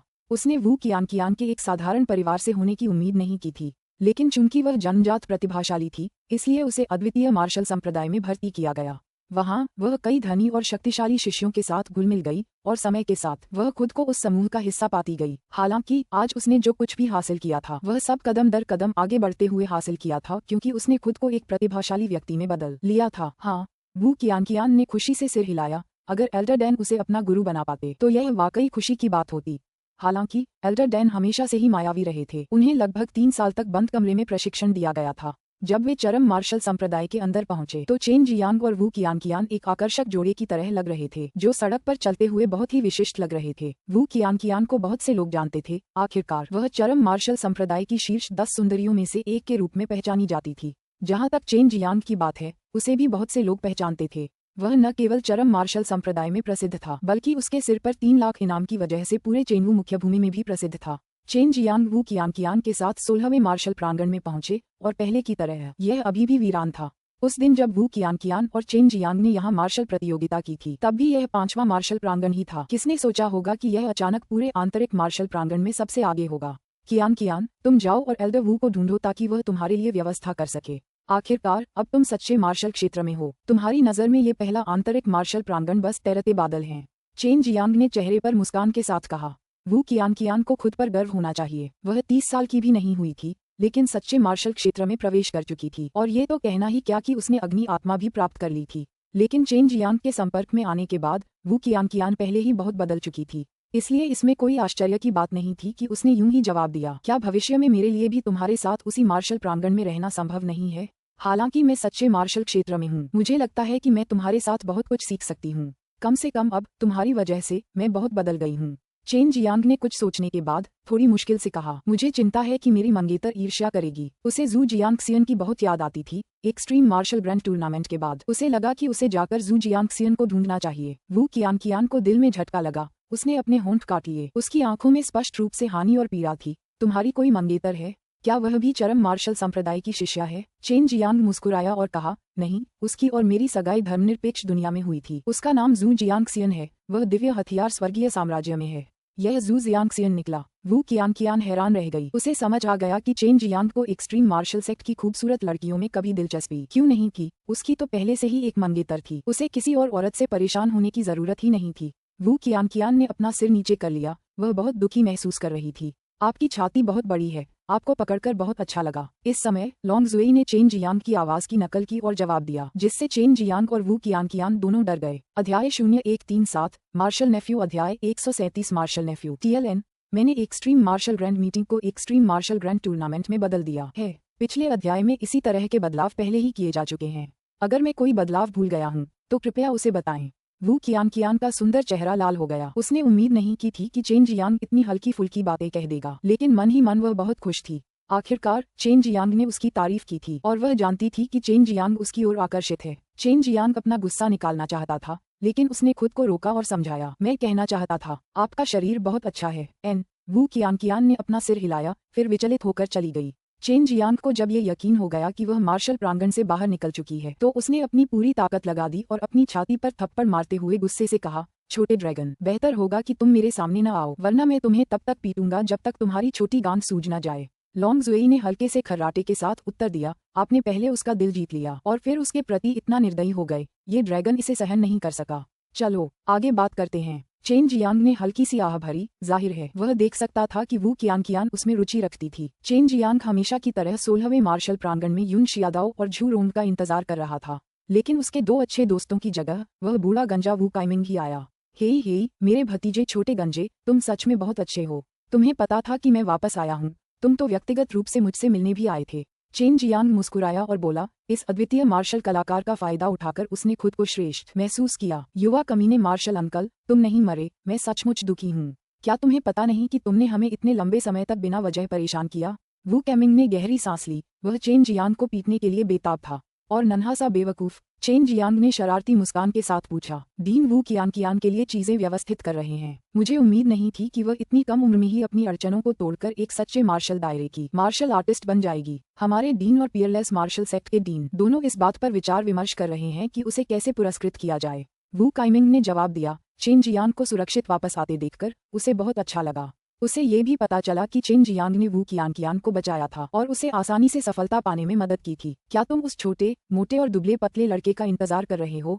इंतजार करने की जरूरत नहीं है। मुझे नहीं पता कि उन्हें बिल्डिंग फाउंडेशन डैन कहाँ से मिला, लेकिन दोनों बंद कमरे में ट्रेनिंग शुरू कर चुके हैं। मुझे डर है कि एक्सट्रीम मार्शल ग्रैंड टूर्नामेंट शुरू होने के बाद ही वे बाहर आएंगे। वू कैमिंग ने कहा। झू रोंग और युन शियादाओ दोनों ने वास्तव में बिल्डिंग फाउंडेशन डैन खा लिया था और यह अभी भी स्पष्ट नहीं था कि उन्हें ये कहाँ से मिला। क्या हुआ? चेन जियांग ने आश्चर्य से पूछा। युन शियादाओ की बातों के अनुसार ये बहुत संभव है कि उन्हें ये स्क्विंटेड ड्रैगन नामक व्यक्ति से मिला हो। वू काइमिंग ने उत्तर दिया। चेन जियांग ने सिर हिलाया। वह निश्चित रूप से अपने दोस्तों के लिए खुश था। क्या एल्डर डैन अपने एकांतवास से बाहर आ गईं? चेन जियांग ने एक बार फिर पूछा। वह बाहर आ गई है। वह इस समय एक्सट्रीम डैन किंग कोर्टयार्ड में है। मैंने और डीन ने उसे ज्यादातर बातें नहीं बताई थी, खासकर यह कि आप हमारे मार्शल अंकल हैं। ये बात आपको खुद ही समझानी चाहिए। वू कैमिंग ने धोखे से मुस्कुरा दिया। चेन जियांग चरमदान राजा प्रांगण के प्रवेश द्वार पर खड़ा हुआ। उसने जेड कार्ड को एक छेद में डाला और द्वार खुल गया। जैसे ही चेन जियांग ने प्रवेश द्वार में कदम रखा, काले वस्त्र और मुखौटा पहने, दोनों आंखों में अग्नि की चमक लिए एक व्यक्ति अचानक उसके सामने प्रकट हुआ। इस अचानक उपस्थिति से चेन जियांग डर के मारे पीछे हट गया। बड़े डैन, आपने तो मुझे मौत के घाट उतार दिया। चेन जियांग ने लंबी सांस छोड़ी। तुम मरी नहीं हो। तुम्हें वह पेड़ कहाँ से मिला? एल्डर डैन ने पूछा। उसकी आवाज में चिंता साफ देखी जा सकती थी। चेन जियांग ने आंगन में एक नीला गहन वृक्ष लगाया था और वह इसे एल्डर डैन से छिपा नहीं सकता था। उसने जवाब दिया, मुझे ये पहाड़ों की गहराई में मिला। क्यों?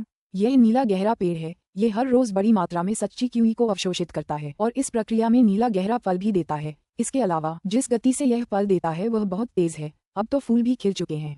एल्डर डैन की आवाज उत्साह से भरी थी। चेन जियांग भी हैरान था। उसने सोचा था कि सामान्य परिस्थितियों में इसके फल लगने में 1-2 हज़ार साल लग जाएंगे, लेकिन उसे तो बस 8 महीने ही हुए थे और फूल खिल चुके थे। इतनी जल्दी तो उसे हर साल फल मिल ही जाएंगे। ये तो आम फलों की कटाई जैसा ही था। मैं जाकर देखूंगा। चेन जियांग जल्दी से दौड़ा। जब उसने पेड़ों पर 20 फूल खिले देखे तो वह अचानक जोर से हंसा। हा, पिताजी सबसे अमीर व्यक्ति बनेंगे। एल्डर डैन ने चेन जियांग के सिर पर तमाचा मारा और ठंडे स्वर में बोले, घमंड मत करो, अभी तक इसका कोई फल नहीं निकला है।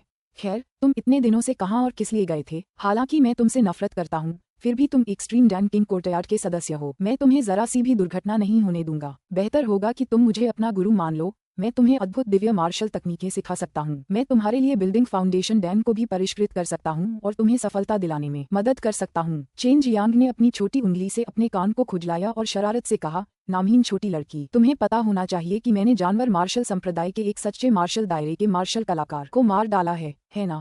फिर तुम्हें ये भी पता होना चाहिए कि मैं निषिद्ध भूमि में कैद था। हाँ, केवल वह पागल बूढ़ा आदमी ही इस नाम का उपयोग करेगा। क्या यह आप हैं? एल्डर डैन बेवकूफ नहीं था। ये सोचने के बाद उसका कोमल शरीर थोड़ा कांप उठा। चेन जियांग ने ऊपर देखा और एक अनुबंध निकालने से पहले जोर से हंसा। फिर उसने इसे एल्डर डैन को सौंप दिया। उसकी हंसी बिल्कुल उस पागल बूढ़े आदमी की तरह थी। यह मेरी शिक्षुता का प्रमाण है। हालांकि शिक्षक पागल है, पर वह एक अच्छा इंसान है। उसने मुझे बहुत कुछ सिखाया, वरना मैं तो फ्रेग्रेंस सिटी में ही मर चुका होता। चेन जियांग ने गर्व से कहा। एल्डर डैन के सुंदर हाथ कांप रहे थे। उसने धीरे धीरे मास्टर और प्रशिक्षु अनुबंध खोला। वह स्पष्ट रूप से हुआंग जितियान की अनोखी सच्ची क्यूई सांस महसूस कर सकती थी। डैन एल्डर ने एक गहरी लंबी सांस छोड़ी और धीरे से कहा, क्या डीन और एल्डर वू को इस बारे में पता है? जाहिर है, वे दोनों मुझे मार्शल अंकल कहते हैं। अगर तुम मुझे इस तरह नहीं बुलाते तो कोई बात नहीं, क्योंकि मुझे पता है कि तुम मुझसे नफरत करते हो और मैं तुम्हें मजबूर भी नहीं करना चाहता। चेन जियांग ने गुरु शिष्य अनुबंध को एक तरफ रखते हुए आह भरने का नाटक करते हुए कहा। एल्डर डैन ने हल्के से खर्राटे लिए। वह वहीं खड़ी अवाक रह गई। उसके गुरु उसके प्रति बहुत दयालु थे और हुआंग जितियान भी वैसा ही था। अगर इन दोनों की ताकत न होती तो शायद आज वह जिंदा न होती। वह उन दोनों का बहुत सम्मान करती थी और उनके प्रति बहुत सम्मान रखती थी, लेकिन चेन जियांग के लिए मार्शल अंकल, एल्डर डैन भी उसे यही कहते थे। लेकिन वह जिस तरह से बोलती थी वह बहुत कठोर था, और यह भी नहीं कि उसकी आवाज घृणा से भरी थी। हे, लिटिल बाल्ट और लिटिल फेदरहेड दोनों मुझे यंग मार्शल अंकल कहते हैं। आप भी मुझे ऐसा कह सकते हैं। चेन जियांग हंसा। वह और भी गर्वित था। उसके सभी दांत स्पष्ट रूप से दिखाई दे रहे थे, मानो वे किसी भी क्षण गिर सकते हैं। एल्डर डैन ने ठंडे स्वर में कहा, अब चेन जियांग को अपना प्रशिक्षु बनाने का कोई भी विचार पहले ही समाप्त हो चुका था। अपने मार्शल अंकल को अपना प्रशिक्षु बनाना, ये केवल एक मजाक था। जब दूसरे लोग मौजूद होंगे तो हम हमेशा की तरह व्यवहार करेंगे, लेकिन अगर कोई नहीं होगा तो तुम्हें मेरा सम्मान करना होगा। चेन जियांग का चेहरा गंभीर हो गया। तुम्हें ये बात गुप्त रखनी होगी, किसी को पता नहीं चलना चाहिए, वरना मैं बड़ी मुसीबत में पड़ जाऊंगा। मैं बेवकूफ नहीं हूँ, आपको मुझे ये बात सिखाने की जरूरत नहीं है। इसके अलावा आप अब बहुत परेशान करने वाले हो गए हैं, एल्डर डैन ने ठंडे लहजे में कहा। चेन जियांग ने हंसते हुए कहा, एल्डर डैन, वू कियान अभी अभी सच्चे मार्शल दायरे में आगे बढ़ी है और आगे बढ़ने से ठीक पहले वह अग्नि आत्मा के साथ विलीन हो गई है। मैंने व्यक्तिगत रूप से पूरी प्रक्रिया देखी है। वह एक लड़की है और उसकी प्रतिभा भी बुरी नहीं है। इसके अलावा वह अब लेवल 2 की कीमियागर है। अच्छा होगा यदि आप उसे अपना शिष्य बना लें। अध्याय 0138 भाग्य की खोज। अध्याय 138 भाग्य की खोज। यह अध्याय जोशुआ ली द्वारा प्रायोजित था। अग्नि आत्मा। एल्डर डैन ने जब ये 2 शब्द सुने तो वह चौंके बिना नहीं रह सकी। इस बात को लेकर वह बहुत सदमे में थी। क्या तुम सच कह रहे हो? एल्डर डैन को अभी भी चेन जियांग की कही बातों पर विश्वास नहीं हो रहा था। अगर आपको मेरी बात पर विश्वास नहीं है तो आपको जाकर देखना चाहिए। चेन जियांग ने चेहरे पर हल्की सी मुस्कान लाते हुए कहा, मैं कोई प्रशिक्षु लेने का इरादा नहीं रखता, लेकिन मैं उसे निर्देश दे सकता हूँ और उसकी देखभाल ऐसे कर सकता हूँ जैसे वह मेरी अपनी प्रशिक्षु हो। पूरे चेनवू मुख्य भूमि में भी बहुत कम लोग हैं जो अग्नि आत्मा का उपयोग जानते हों, एल्डर डैन ने गर्व से कहा। उसने अनुमान लगाया कि चेन जियांग को उस पागल बूढ़े हुआंग जितियान ने पहले ही बता दिया होगा कि उसके पास एक बैंगनी चंद्र अग्नि आत्मा है। चेन जियांग ने मुस्कुराते हुए कहा, एल्डर डैन, अब जब आप मेरी भतीजी हैं, अगर मैं आपसे जीत जाऊं तो क्या आप तब भी मेरी महिला बनेंगी? एल्डर डैन एक पल के लिए स्तब्ध रह गए, फिर उन्होंने तुरंत जवाब दिया, बिल्कुल। इस मामले का उससे कोई लेना देना नहीं है। इस समय उन्हें सचमुच चिंता होने लगी कि चेन जियांग उन्हें हरा सकता है, क्योंकि वह जानती थी कि वह पागल बूढ़ा कभी भी किसी को प्रशिक्षु नहीं बनाएगा। मुझे उम्मीद है कि तुम बदसूरत नहीं हो। चेन जियांग ने अपने होंठ चाटे। उसकी मुस्कान में संदेह झलक रहा था। मैं पहले ही कह चुका हूँ, मैं जू जियान से बिल्कुल भी बदसूरत नहीं हूँ। तुम्हें मेरे रूप रंग पर शक करने की जरूरत नहीं है, एल्डर डैन ने गुस्से से जवाब दिया। हे खोखली बातें, अपना मुखौटा हटाओ, मुझे देखने दो। एल्डर डैन के बारे में चेन जियांग की जिज्ञासा बढ़ती जा रही थी, क्योंकि उसे हमेशा से एल्डर डैन से बहुत जुड़ाव महसूस होता था। इसके अलावा उन्होंने जानबूझकर अपनी आवाज बदली थी और अपना चेहरा छिपा रखा था। एल्डर डैन ने एक्सट्रीम डैन किंग कोर्टयार्ड छोड़ने से पहले ठंडी सांस ली। छोटे ड्रैगन, क्या तुम इस महिला को देख पाए? चेन जियांग ने पूछा। वह जानता था कि लॉन्ग जुई में कुछ असामान्य क्षमताएं थीं। नहीं, ये औरत सचमुच बहुत रहस्यमयी है। उसका पूरा शरीर बैंगनी चंद्र अग्नि ऊर्जा से भरा हुआ है, जो उसके शरीर के हर इंच को कसकर ढके हुए है, लॉन्ग जुई ने कहा। चेन जियांग, जल्दी से ड्रैगन सलाइवा का इस्तेमाल करके इस फल को उगाओ। मैं इसे खाना चाहती हूँ। गंदगी खाओ, केवल कीमिया से ही इसकी पूरी क्षमता का उपयोग किया जा सकता है। मैं बस ये चीज आजमाना चाहती थी, लॉन्ग जुएई ने बुदबुदाया। एक्सट्रीम डैन प्रांगण से निकलने से पहले चेन जियांग ने अपने नीले गहरे वृक्ष को देखते हुए एक हल्की सी मुस्कान बिखेरी। वह एक्सट्रीम मार्शल ग्रैंड टूर्नामेंट के विभिन्न आयोजनों में नामांकन कराने के लिए निकला था। एक कीमिया प्रतियोगिता थी और दूसरी मार्शल प्रतियोगिता। उसने गति प्रतियोगिता के लिए भी नामांकन कराया था। चेन जियांग उन सभी में जीतना चाहता था। प्रत्येक प्रतियोगिता के विजेता को 100 सच्चे तत्वदान और 1 लाख क्रिस्टल पत्थर मिलेंगे, और अगर कोई तीनों प्रतियोगिताओं में प्रथम स्थान प्राप्त करता है तो उसे 300 सच्चे तत्वदान और 3 लाख क्रिस्टल पत्थर मिलेंगे। चेन जियांग ने अपनी मुठियां कस लीं। इसके अलावा उसे इस लालची छोटे अजगर का भी साथ देना था। उसे कीमिया के लिए जड़ी बूटियां खरीदने के लिए और भी ज्यादा क्रिस्टल पत्थर कमाने के लिए कड़ी मेहनत करनी पड़ी। 8 महीने तक पूरी तरह से गायब रहने के बाद चेन जियांग आखिरकार चरम मार्शल संप्रदाय में लौट आया, जिससे चरम मार्शल संप्रदाय में काफी हंगामा मच गया। और तो और लगभग सभी उसका सिर चाहते थे। वास्तव में चरम मार्शल संप्रदाय के कुछ शिष्य भी चेन जियांग का सिर लेने के विचार पर विचार कर रहे थे। आखिरकार 3 लाख क्रिस्टल पत्थर उनके लिए ढेर सारे सच्चे तत्वदान खरीदने के लिए पर्याप्त थे। इतने सारे सच्चे तत्वदान के साथ वे अपनी साधना में तेजी से आगे बढ़ सकते थे। इस तरह के प्रलोभन का विरोध करना बहुत मुश्किल था। हालांकि एक्सट्रीम मार्शल सेक्ट ने इस मामले में कड़ा रुख अपनाया था। अगर किसी भी शिष्य को चेन जियांग के खिलाफ साजिश रचते हुए पकड़ा गया तो उसका सिर कलम कर दिया जाएगा। लेकिन गुप्त रूप से बहुत से लोगों ने ये तय कर लिया था कि अगर वे जंगल में चेन जियांग से मिलेंगे तो उस पर हमला करेंगे। चेन जियांग के साथ साथ एक और खबर ने चरम मार्शल संप्रदाय को हिलाकर रख दिया। वू कियान सच्चे मार्शल क्षेत्र में पहुंच गई थी। इस खबर ने कई शिष्यों का दिल तोड़ दिया, क्योंकि अब जब वू कियान सच्चे मार्शल क्षेत्र में थी तो वह उन पर बिल्कुल भी ध्यान नहीं देती थी। इसके अलावा कई महिला शिष्याएं ये खबर सुनकर भयंकर ईर्ष्या से भर गईं। अगर चरम मार्शल संप्रदाय के पास युवा शक्तिशाली विशेषज्ञों की सूची जैसी कोई चीज होती तो वू कियान निश्चित रूप से प्रथम स्थान पर होता। हालांकि ऐसा सिर्फ इसलिए था क्योंकि चेन जियांग ये बात सभी से छिपा रहा था कि उसकी साधना सच्चे मार्शल क्षेत्र तक पहुंच गई है। ऐसा इसलिए था क्योंकि वह चरम मार्शल ग्रैंड टूर्नामेंट में धन कमाना चाहता था। लेकिन अगर यह पता चल जाता कि वह सच्चे मार्शल क्षेत्र तक पहुंच गया है तो उसे निश्चित रूप से गू डोंगचिन और वू कैमिंग द्वारा बाहर निकाल दिया जाता। चेन जियांग जल्द ही एक्सट्रीम डैन किंग कोर्टयार्ड में लौट आया, लेकिन उसने देखा कि वू कियान भी यहाँ एल्डर डैन के साथ बातचीत कर रही थी।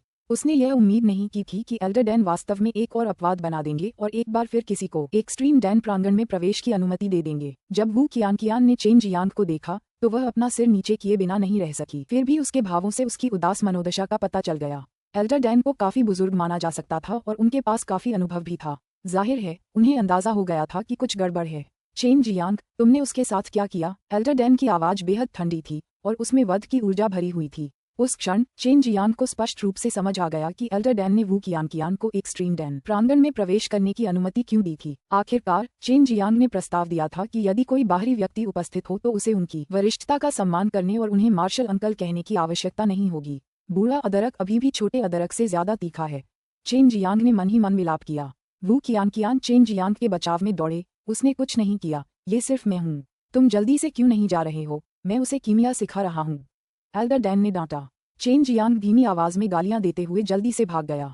चेन जियांग नीला गहन वृक्ष के आंगन में पहुंचा। उसने चुपके से ड्रैगन की लार डाली। वह जल्दी से नीला गहन फल उगाना चाहता था। इनसे वह कई भवन नींवदानों को परिष्कृत कर सकता था। चरम मार्शल ग्रैंड टूर्नामेंट के करीब आते ही कुछ दिन बीत गए। इन आखिरी दिनों में चेन जियांग को पता चला कि एल्डर डैन वू कियान के प्रति वाकई बहुत दयालु थे। एल्डर डैन ने धैर्यपूर्वक वू कियान को कीमिया के गुर सिखाए और उसे कई जड़ी बूटियां भी भेंट की। जब चेन जियांग को पता चला कि वू कियान संसाधनों की कमी के बावजूद द्वितीय स्तर की रसायनज्ञ बन गई है तो वह उसकी प्रशंसा किए बिना नहीं रह सका। उसे विश्वास था कि ब्लू स्टॉट फायर स्पिरिट के साथ वू कियान निश्चित रूप से एक उत्कृष्ट रसायनज्ञ बनेगी। चेन जियांग अभी रहस्यमय क्षेत्र से बाहर आया ही था कि उसे एक और चौंकाने वाली जानकारी मिली। युन शियादाओ, झू रोंग और शू वेलोंग तीनों एक साथ सच्चे मार्शल क्षेत्र में पहुंच गए थे। वे अभी दीन से भी मिल रहे थे। सचमुच 3 बेवकूफ, फिर भी बढ़त तो मुझे ही मिल रही है। चेन जियांग मन ही मन हंसा। उसे शक था कि इन तीनों ने बिल्डिंग फाउंडेशन डेंस की एक बड़ी संख्या पर कब्जा कर लिया होगा। जब तक एक्सट्रीम मार्शल ग्रैंड टूर्नामेंट में कोई भी ट्रू मैरिटल रियल्म शिष्य भाग नहीं ले रहा था, चेन जियांग को पूरा विश्वास था कि वह तीनों प्रतियोगिताएं जीत जाएगा और 3 लाख क्रिस्टल स्टोन के साथ साथ 300 ट्रू एलिमेंटल डैन भी जीत लेगा। यह कोई छोटी रकम नहीं थी, क्योंकि एक true elemental Dan 5000 crystal stone के बराबर था, यानी 300 अतिरिक्त 15 लाख क्रिस्टल स्टोन होंगे। उसकी माँ के पिता इसे बड़ा बना देंगे। चेन जियांग ने मन ही मन चिल्लाया। वह अचानक उत्साह से भर गया और पहले भीतरी आंगन में आ गया।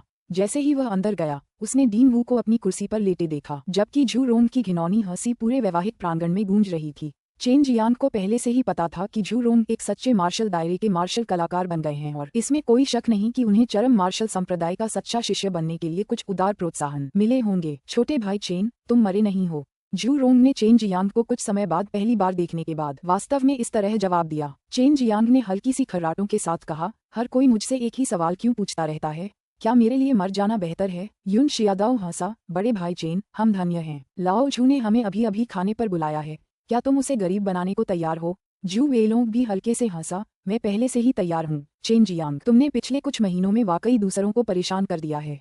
यह अच्छी बात है कि तुम वापस आ गए, हालांकि हम तुम्हारे साथ एक्सट्रीम मार्शल ग्रैंड टूर्नामेंट में हिस्सा नहीं ले सकते। चेन जियांग ने हंसते हुए कहा, बहुत अच्छा, मैंने तीनों प्रतियोगिताओं में नामांकन करा लिया है और मैं प्रथम आऊंगा। हे पैसों और गणित के मामलों में झू रोंग सबसे ज्यादा हिसाब किताब करने वाला था। उसके दिमाग में अचानक एक बड़ा सा मूल्य उभरा। उसने कहा, अगर तुम इन सब में अव्वल आ गए तो क्या तुम बहुत कुछ नहीं कमा पाओगे? यून शियादाओ और जू वेलोंग दोनों को अचानक इस तथ्य का एहसास हुआ और वे आश्चर्यचकित हुए बिना नहीं रह सके। सच्चे शिष्य बनने के बाद हम में से प्रत्येक को केवल 100 सच्चे तत्वदान, 50,000 क्रिस्टल पत्थर और एक इस्तेमाल किया हुआ स्तर 3 स्पिरिट हथियार मिला। खैर, कम से कम अब हम हर साल 100 सच्चे तत्वदान और 1 लाख क्रिस्टल पत्थर तो पा सकते हैं। हालांकि अब हम एक्सट्रीम मार्शल ग्रैंड टूर्नामेंट में भाग नहीं ले सकते। झू रोंग ने उदास होकर कहा। उसे अचानक लगा कि उसे अपनी ताकत छिपाकर एक्सट्रीम मार्शल ग्रैंड टूर्नामेंट में भी भाग लेना चाहिए था। TLN मैं बोनस अध्यायों के साथ साथ छूटे हुए अध्यायों पर भी काम कर रहा था, लेकिन दोस्तों के साथ पार्टी करने के बाद अब नशे में धुत होकर सिर्फ इन 2 अध्यायों का ही अनुवाद कर पाया हूँ। शायद आपको कल बोनस अध्याय मिल जाएं। आपके धैर्य के लिए धन्यवाद। अध्याय 0139 दौड़, अध्याय 139 दौड़। TNN कल रात अनुवाद करते समय मुझसे एक गलती हो गई। मैंने ट्रू एलिमेंटल डैन की कीमत 500 क्रिस्टल स्टोन बताई थी, लेकिन वास्तव में ये 5000 थी और चेन जियांग को 1,50,000 क्रिस्टल स्टोन के बजाय 15 लाख क्रिस्टल स्टोन मिलेंगे। अब हम 15वें मार्शल कोर्टयार्ड के शिष्य हैं। हम बड़े भाई चेन से एक कदम आगे हैं। यून शियादाओ को मन ही मन थोड़ा अफसोस था, लेकिन अब उसे बहुत गर्व भी हो रहा था। उसने अपना लक्ष्य हासिल कर लिया था, चेन जियांग से आगे निकलना। आपको इतने सारे बिल्डिंग फाउंडेशन डैन कैसे मिले? चेन जियांग ने उत्सुकता से पूछा। ये मुझे तब मिले जब लाओ झू मुझे उस जगह ले गया जहां मुझे पिछली बार असली मौलिक दान मिला था। हम वहां 3 महीने से खोज रहे थे और आखिरकार हमें नींव के दानों का एक डिब्बा मिला। उस डिब्बे में 8 दान थे। हम में से हर एक को 2 नींव के दान मिले और हमने तुम्हारे लिए भी 2 दान छोड़ दिए। जू वेलोंग ने सहजता से कहा। उन्होंने सचमुच उन्हें ढूंढ लिया। चेन जियांग मन ही मन सोच रहा था, शू वेलोंग की किस्मत बहुत अच्छी थी, लेकिन अगर झू रोंग उन्हें लगातार परेशान न करता तो तीनों 3 महीने तक खुदाई और जगह नहीं खोज पाते। झू रोंग के चेहरे पर एक आत्मसंतुष्ट मुस्कान थी जब उसने कहा, मैं बहुत वफादार हूँ, इन्हें ले लो। 6 लाख क्रिस्टल पत्थर, ये सबसे कम संभव कीमत है। हुन्फ, मैं दिवालिया हो गया हूँ। मैंने उसे 7 लाख क्रिस्टल पत्थर दिए थे।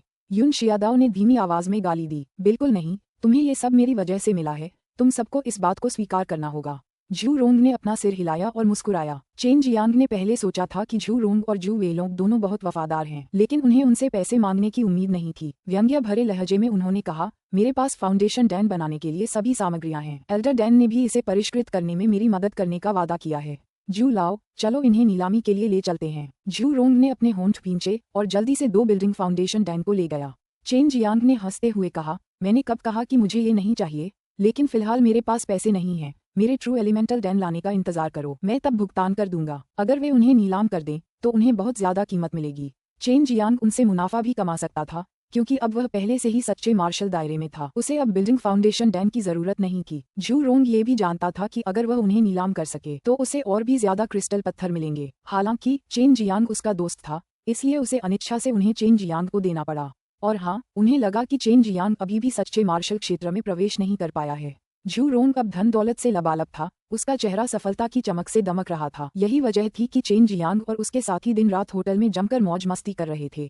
होटल के सारे स्वादिष्ट पकवान और शराब बार बार मंगाई गई और वे तब तक खाते पीते रहे जब तक थक नहीं गए। भुगतान के समय झू रोंग का चेहरा दुख से भरा हुआ था, लगातार शिकायत कर रहा था। उसने पहले ही उम्मीद कर ली थी कि यून शियादाओ और अन्य लोग उसे बेरहमी से मार देंगे, लेकिन उसने यह उम्मीद नहीं की थी कि वे इतने निर्दयी होंगे कि वह अब और जीना नहीं चाहेगा।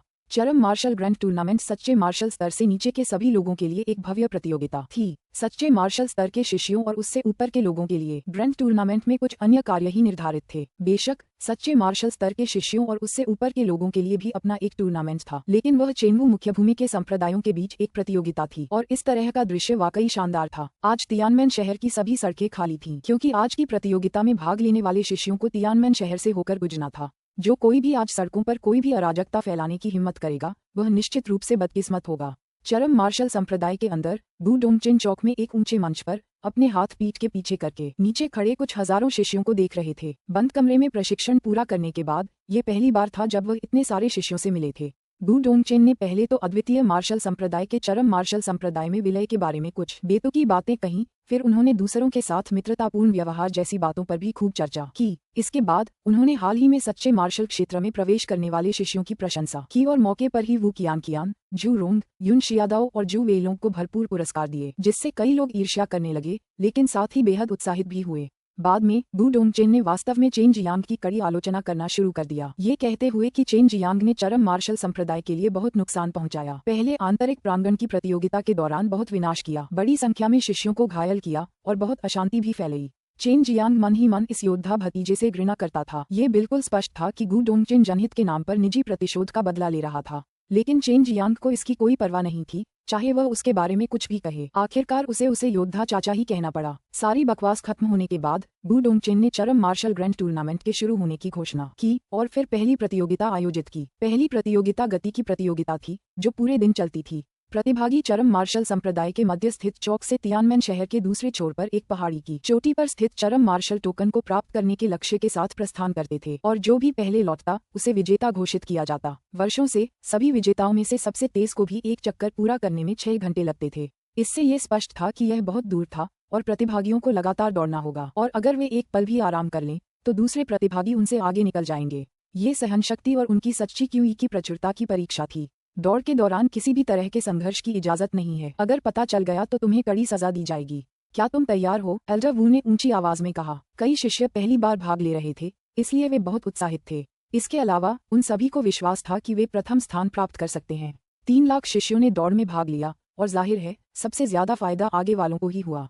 शुरुआत में चेन जियांग भी आगे था, लेकिन किसने सोचा होगा कि गुडोंगचेन उसे भाषण देकर घसीटते हुए अंत तक ले जाएगा, जो कि सिर्फ तंग करने के अलावा और कुछ नहीं था। चेन जियांग, तुम निश्चित रूप से प्रथम आओगे। वू कियान अब बहुत अधिक खुल गई थी। चेन जियांग को देखते हुए वह हल्की मुस्कुराई। जब भी वह चेन जियांग के साथ होती थी उसे हमेशा एक अकथनीय खुशी का एहसास होता था। जू रोंग और युन शियादाओ दोनों मन ही मन उम्मीद कर रहे थे कि वू कियान के साथ उनका कोई मौका होगा, लेकिन उन्होंने यह नहीं सोचा था कि चेन जियांग चरम मार्शल संप्रदाय की पहली सुंदरी के साथ सेट हो जाएगी। इसलिए वे मन ही मन चेन जियांग से घृणा करने लगे। अगर वू कियान ने सच्चे मार्शल दायरे में प्रवेश नहीं किया होता तो चेन जियांग के साथ प्यार करना भी समझ में आता, लेकिन अब वू कियान सच्चे मार्शल दायरे में थी। सच्चे मार्शल दायरे के बहुत से लोग उसका पीछा कर रहे थे, लेकिन जब उन्होंने उसे एल्डर डैन के साथ चलते देखा तो उनमें से किसी ने भी उस पर डोरे डालने की हिम्मत नहीं की। ये तो तय है, मैंने भी तीनों प्रतियोगिताओं के लिए नामांकन कर लिया है। हे।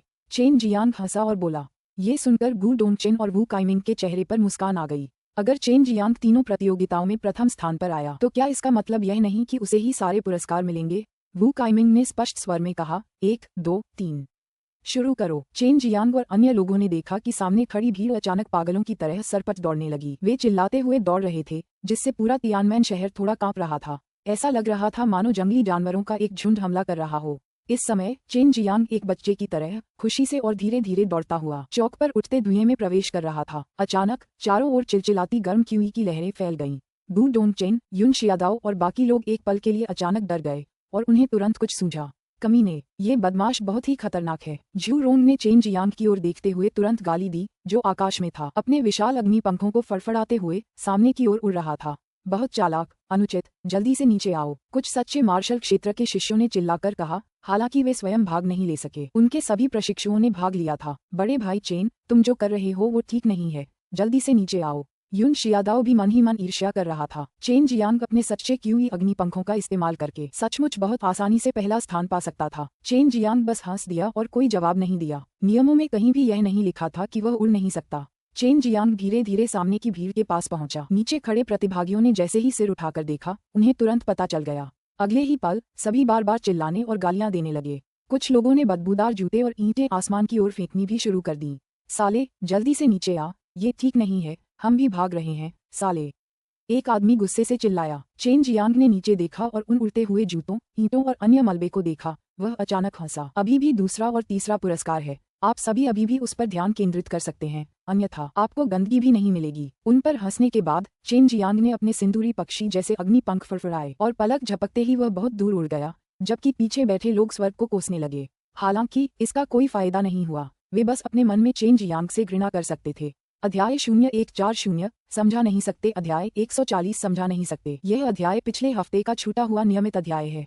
आनंद लें। जल्द ही चेन शियांग ने अपने सामने एक बहुत ऊंचा विशाल पर्वत देखा जिसके शिखर तक एक सर्पिलाकार रास्ता जाता था। शिखर पर ढेर सारे जेड कार्ड लगे थे। उसे आश्चर्य हुआ कि वहां हजारों जेड कार्ड थे जो सपाट शिखर को पूरी तरह से ढंके हुए थे। लगभग आधे घंटे में चेन जियांग शिखर पर पहुंच गया। उसने एक जेड कार्ड उठाया और फिर तेजी से चरम मार्शल संप्रदाय में लौट गया। उसने बस एक पल में 100 सच्चे तत्वदान और 1 लाख क्रिस्टल पत्थर इतनी आसानी से प्राप्त कर लिए। और जब उसने पूरी स्थिति के बारे में सोचा तो उसे ये सब अजीब लगा।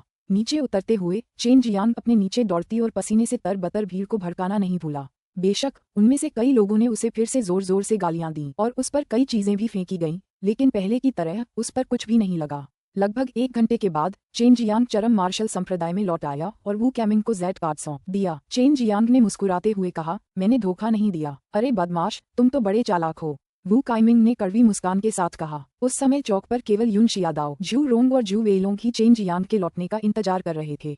चेन जियांग के जीतने के तरीके के कारण उसे शाप मिला, लेकिन उसने वास्तव में कोई नियम नहीं तोड़ा था। बस यही कहा जा सकता था कि दौड़ के नियम सही नहीं थे। आखिरकार एक्सट्रीम मार्शल सेक्ट के बूढ़े ने कभी यह उम्मीद ही नहीं की थी कि मॉर्टल मार्शल रियल्म के किसी शिष्य के पास ट्रू क्यू विंग्स होंगे, जो एक प्रकार का अत्यंत दुर्लभ और शक्तिशाली मार्शल कौशल है। चेन जियांग की वापसी से लेकर एक्सट्रीम मार्शल ग्रैंड टूर्नामेंट में उसकी भागीदारी तक किसी ने भी उसके ट्रू क्यू विंग्स के बारे में नहीं सोचा था। वू काइमिंग ने चेन जियांग को सच्चे ची दान से भरा एक जेड बॉक्स और 1 लाख क्रिस्टल पत्थरों से भरी एक थैली दी। हालांकि चेन जियांग झू रोंग को ये सब देने का जोखिम नहीं उठाना चाहता था। ये वही था जो उसने बिल्डिंग फाउंडेशन दान प्राप्त करने के लिए दिया था, जिसमें 100 सच्चे मौलिक दान, 5 लाख क्रिस्टल पत्थरों के बराबर और 1 लाख अन्य क्रिस्टल पत्थर शामिल थे। कुल मिलाकर उसने अब झू रोंग को 6 लाख क्रिस्टल पत्थर लौटा दिए, जिससे उसका सारा कर्ज चुक गया। छोटे भाई चेन, क्या अब हमें दावत खिलाने की आपकी बारी नहीं है? झू रोंग ने शरारती हंसी के साथ कहा। चेन जियांग ने उपहास करते हुए पलटकर कहा, फैटी, मुझे लगता है कि यह तुम्हारा हक है। आखिरकार मेरी मेहनत की कमाई पूरी तरह तुम्हारे हाथ में है। युन शियादाओ और बाकी लोग चेन जियांग को तिरस्कार भरी नजरों से घूर रहे थे। तुम इसे मेहनत की कमाई कह सकते हो? ये तो बस उनके साथ खिलवाड़ था। जो लोग वाकई मेहनत कर रहे थे वो तो अभी भी सड़क पर थे। सबको लगा कि चेन जियांग अभी अभी उठा है और यहाँ हिस्सा लेने आया है। युन शियादाओ और समूह के साथ कुछ देर तक बेतुकी बातें करने के बाद चेन जियांग चरम दान राजा प्रांगण में लौट आया और नीला गहन वृक्ष की सिंचाई की। उसने ये भी देखा कि वू कियान और एल्डर डैन यहाँ नहीं थे। इन दिनों चेन जियांग को आइसविंड वैली और दिव्य हथियार स्वर्गीय साम्राज्य से भी सूचनाएं मिलीं, जिसमें कहा गया था कि वे अभी भी प्रशिक्षण ले रहे हैं। इसलिए वह जू जियांगसियन या लेंग युलान से संपर्क करने में असमर्थ था। बहुत समय पहले जू जियांगजियान सच्चे मार्शल क्षेत्र में प्रवेश कर चुकी थी। चेन जियांग ने तय किया था कि वह सच्चे मार्शल क्षेत्र में पहुंचने के बाद उसकी तलाश करेगा। हालांकि वह अभी भी उससे संपर्क नहीं कर पा रहा था और इस बात से वह बहुत चिंतित था। आखिरकार दौड़ खत्म हो गई। जब वे लौटे तो कई लोग थकान से चूर होकर चौक पर लेट गए। कुछ लोग अभी भी खड़े थे और वे सब चेन जियांग को कोस रहे थे। दरअसल चेन जियांग के आसानी से प्रथम स्थान प्राप्त करने के कारण पूरे एक्सट्रीम मार्शल सेक्ट में कोसने का माहौल था। उसे तो कालिक उड़ाने जितनी भी ताकत लगानी पड़ी उतनी भी नहीं लगी, फिर भी उसे इतना बड़ा इनाम मिला।